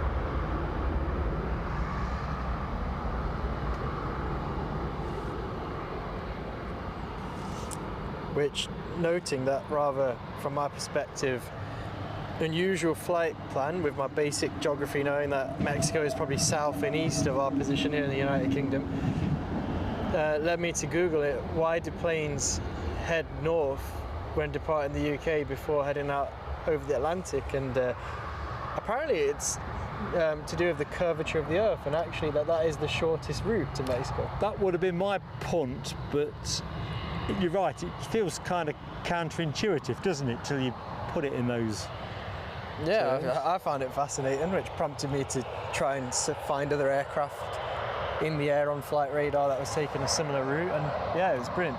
Apparently my question, I wasn't alone in my question. When you sort of type in your search in Google, it came up with a lot of similar searches, like why do planes fly in curved lines rather than straight lines and all that kind of thing. Interesting read. John Driscoll enjoys the action at Newcastle. That is, I know I'm biased because I'm here, but I do love this place too. Yeah, thanks for those words, John. Glad you're enjoying it. We've enjoyed bringing it to you guys via YouTube. Been a typical Newcastle day weather-wise, hasn't it? We've kind of arrived here sweltering, blowing at both ends. Well, that's not typical, is it? Well, that's the sweltering bit. And now we're back in that perennial, what's the weather going to do next? John Robbo says oceanic routes depend on the weather systems and active NAT tracks. See, this is what I was talking about. The community have answers because they have a range of experiences and knowledge that help us put the puzzle of aviation together. Rab H points out, the Earth isn't flat, Eddie. Yes. Thank you, Rab. Okay, so perhaps I didn't perhaps I haven't conveyed what I found. You tell him, Rab. I haven't conveyed what I found out very astutely, I suppose, but guys, Google it. Why did that Cancun flight head north over Glasgow? Anyway, back down to planet Earth from planet Eddie as we watch the Eurowings head back out to Düsseldorf, taking the centre line as I speak.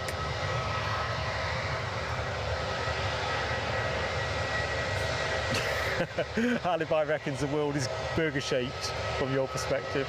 That it is, Alibi. This is what we're going to get all the way home, isn't it? Without burgers.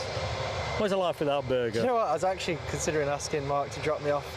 Obviously I've got car troubles for those who were with us earlier in the show. Drop me off at a supermarket. After talking about Eurowings as it happened, and hot dogs, I really feel like hot dog night tonight. Hot dogs are us. No, but I know Lidl do quite a lot of the authentic German sausages. I haven't ran through that with the guys back at home. Whereas in F1 they say guys back at the factory, but I'm sure they won't complain of a bit of a bratwurst night. Bratwurst. He's doing the Homer Simpson thing.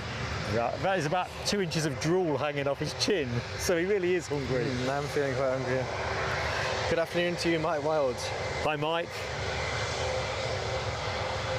That Eurowings needs to get a move on. I'm just imagining all these different varieties of German sausage-based cuisine.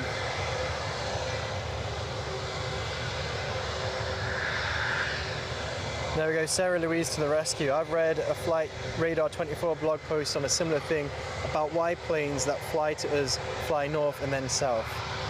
See? You've made his day, Sarah. This is the big, well, to be fair, there's been lots of moments, I was going to say it's the biggest smile I've had, but lots of moments have brought a smile to my face today, so thank you all. So this is where it's going to get tricky just to work out. There's a few planes still dotted about, but if they're not imminent, I think realistically, unless they're queued for the active, we'd probably have to call it a day, and if there's anything going by the time you've done your end of show roundup, then we'll bring that to the guys as well. indeed. But we've also got, so this plane ain't got long, we've got an inbound Tui 737 from Rhodes. Inbound, a 737-800, 9 years of age.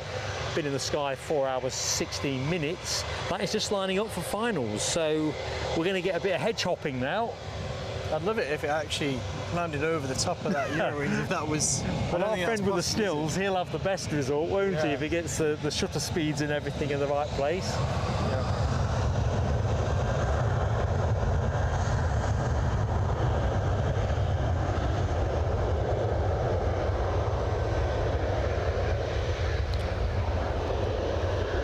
Alibi 58, I see, has been fantastically generous. Another great friend to the channel. Kofi donation. Can you see it, Eddie? Yes, I can, and I will happily read it to you. It says, "Buy Eddie a burger from me on the way home." Alibi, you're such a gent. Thank you for your support, Alibi, and your great services as a mod, as always, and that goes out to all the mods as well. But yeah, thank you for your support, Alibi. Maybe squirting ketchup around in my car. Listen, you enjoy snacks in mine, so... That's true. Quid pro quo. Right, we've got another one for you. Although this is going to hold on reflection for that inbound Tui, and I think we're pretty much certain, well, maybe we're not, British Airways are coming up the track as well. They are... Where are they at? Yeah, this is half an hour, so we're not... Oh, no. Oh, it's Aberdeen. I've clicked on the wrong plane. It looks like something coming into... No, I think track-wise, I think... Is that it? Darlington? That one. No, it's the Aberdeen one. It's the one that I fell for. Right, inbound plane. So, this will be the Tui from Rhodes. Gordon Bennett. Have you looked at the sky behind us? Yeah. Let me show the team. Run it into the car. Gordon Bennett. Right, I'm just going to bring you back down to terra firma for a minute. Try not to give you whiplash. Tony Cage, thank you so much for your kind support, buddy. Pleasure to share the action. It's been a fun day. Glad people have enjoyed it. Right, can you see it, Eddie? I'll tell you what I can see at the other end, the banking on that departing, was it a Jet2? I've lost track now. Hang on, that's a telescope moment if I start looking at that. It's almost in the clouds now, but it's a weird visibility. Well, I swear to God, the inbound plane must be treading water. The hedge is that bushy though, it is tricky to get a clean... I see our friend on the long lens is now focusing, so I think its arrival will be imminent. Roger that, Eddie. I can hear it.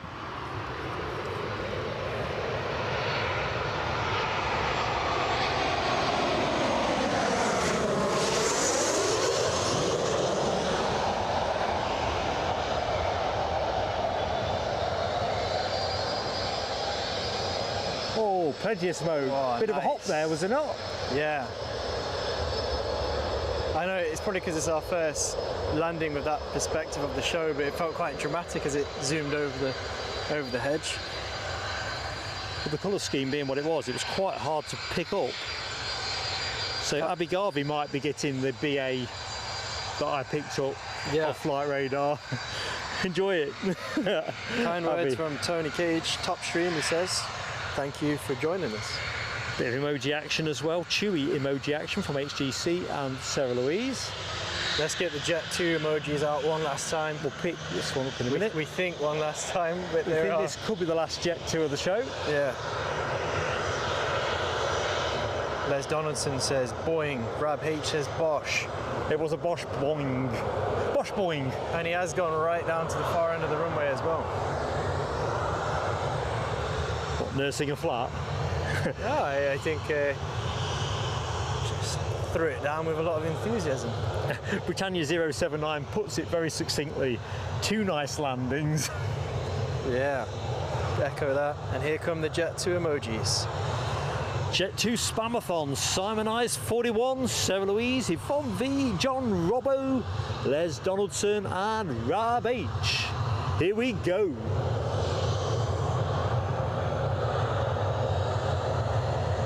Another Jet2 coming out. Yep. Oh, I was a bit premature on my... That burger's on hold for a little bit longer.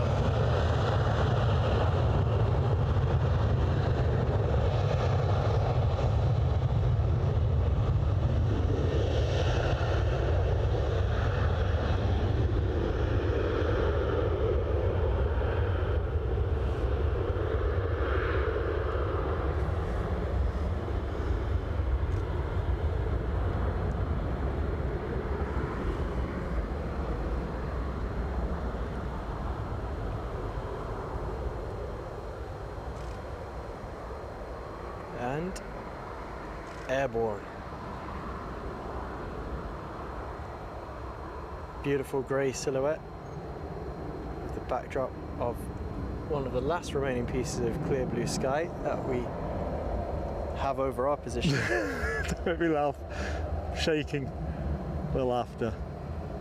I think given the imminent weather, I would close the show off and see how close that Jet2 gets to take off, because it could be another sit there. Yeah, I think that's a good shout. We'll just track in with the inbound Tui.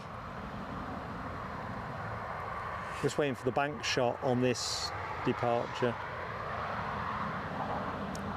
Very kind words from Simon E. Very enjoyable stream again today. Catch you all later in the week. Thank you, Simon. Simon E, thanks so much as well for your generous support, buddy. Thank you, mate. Oh, Ian Nicholson is keeping. You've got to keep it on the screen, Eddie. Talking of generous support, he's outclassing me. I don't even know how many we're talking about anymore. Thank you very much, Ian, for your continued generosity. Mike Wild, the person who is on the receiving end this time. Mike's in the show as well. And Mike's in the show, even better. Great stuff, Ian. It's Thanks, generosity mate. like that that helps keep us going, keep us bringing these kind of live streams to you all. These kind of live streams. Yeah.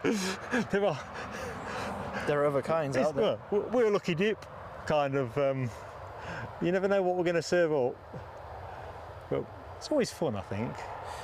Daniel Watkins says hello. Hi, Daniel. Good afternoon. Good evening. Good afternoon.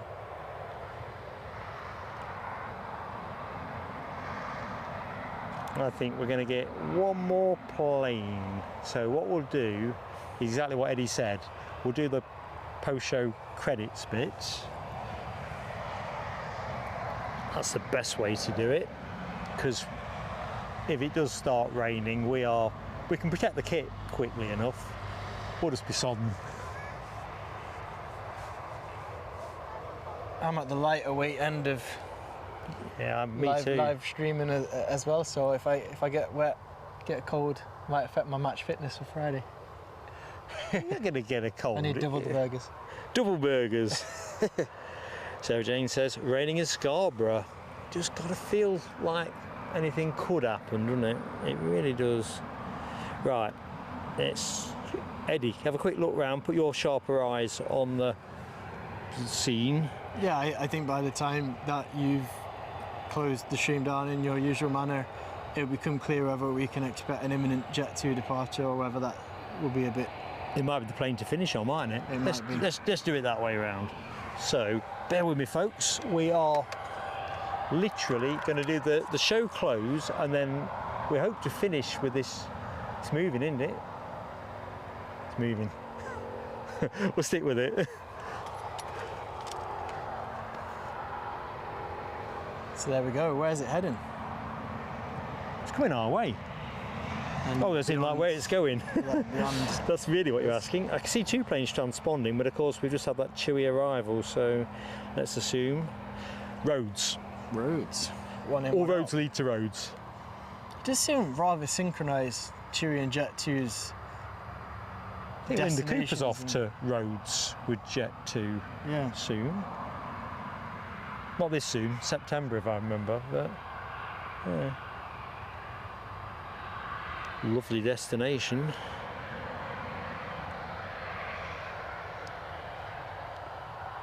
Ian says it's not going to rain, it's going to snow. Tell you what, anything can happen when you get... As long as you don't hail. Yeah. Hail's the one in it, because it can smart a bit.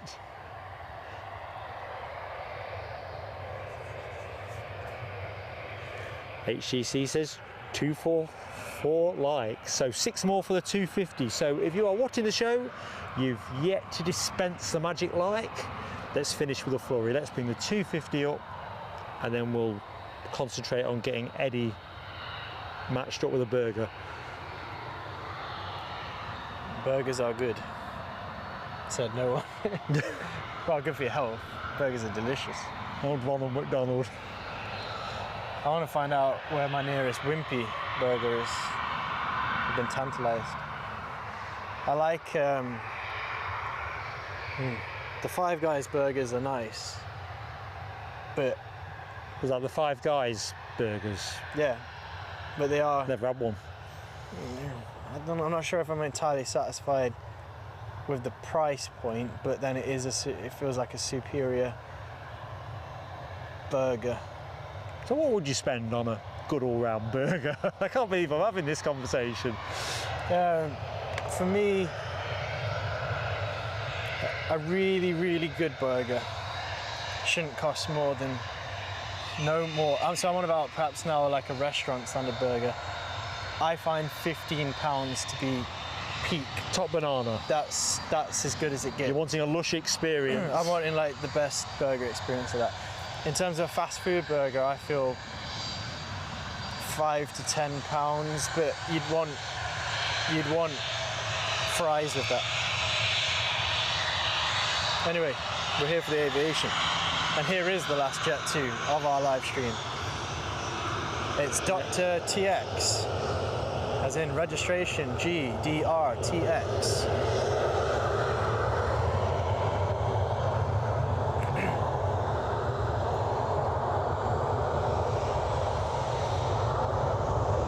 And we're off.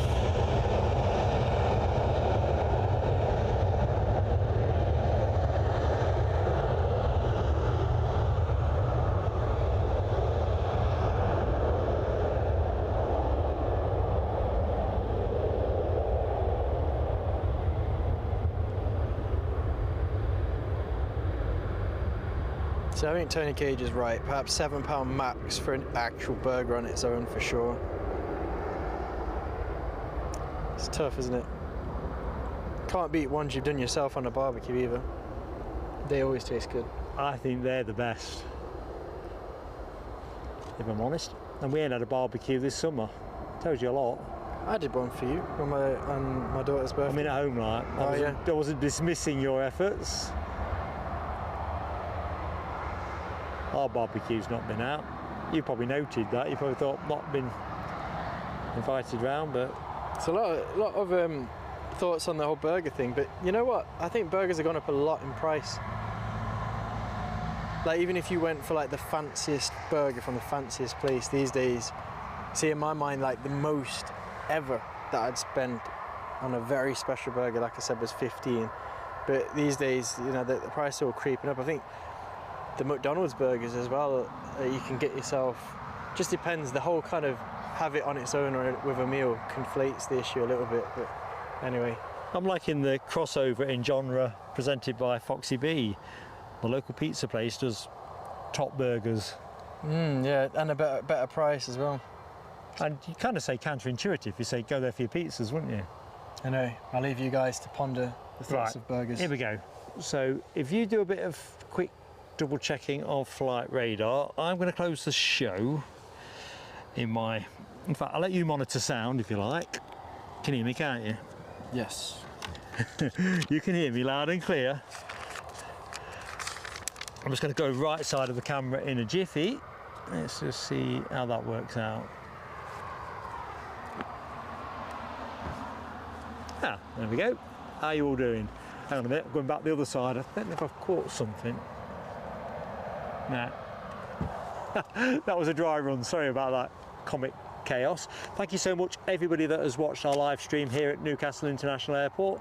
Myself and Eddie have had a blast airside, and we are, you know, so humbled by the support that we've actually enjoyed from you all. As always, major shout out to our superstar moderator team, Alibi58, Rab H, Les Donaldson. We've also had LW and Dopey Gort popping in as their day has permitted. Absolutely fantastic. Mega support on so many ways through the show, and I'm sorry the fireworks kind of blew up, pun intended, part way through the show. But from the top, Alibi58 celebrated 13 months with the channel. My nod of the cap to Alibi. Foxy B, 14 months. Debbie, 9 months. Struggling to read my handwriting. I think I'm definitely going to have to have a burger with Eddie. Rab H, 14 months with the channel.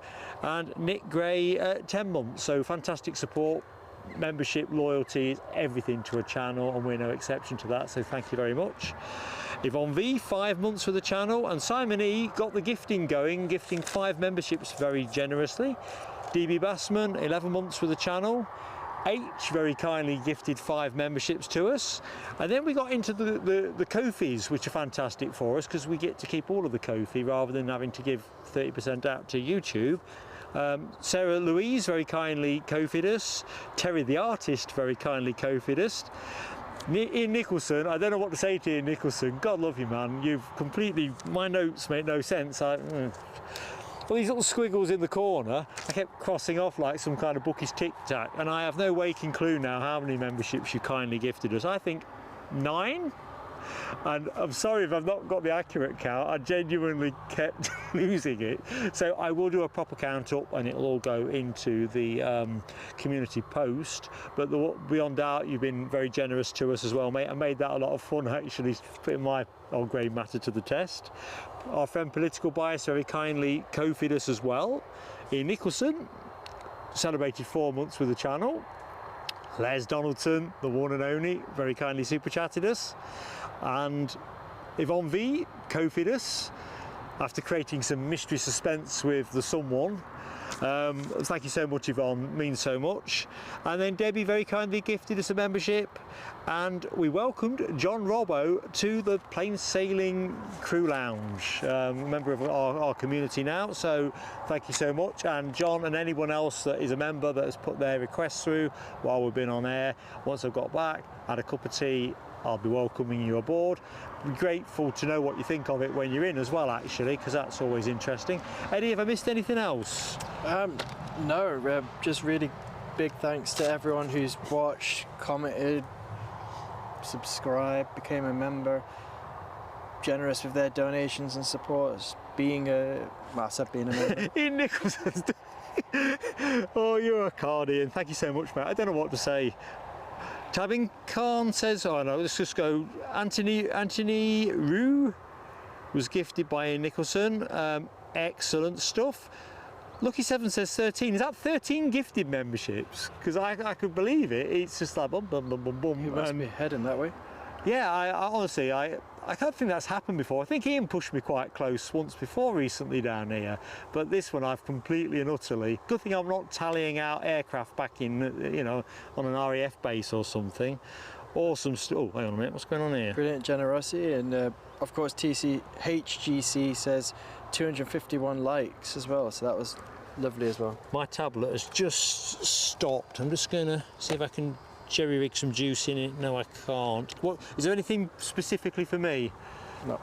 So my tablet's just gone black on me, down to its last 5%. Tabin, I think, Tabin Khan asked about the next stream.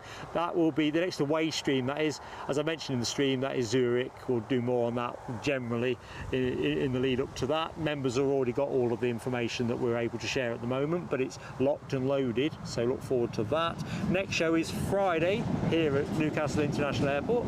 Should be a Mark and Eddie production, all things being equal. Eddie does have some car woes, so we're dropping him off at the garage first, hopefully do the stream, come back and collect a healthy car at the end of it. That's the dream, is it not, Eddie? Just had another gifted from Ian.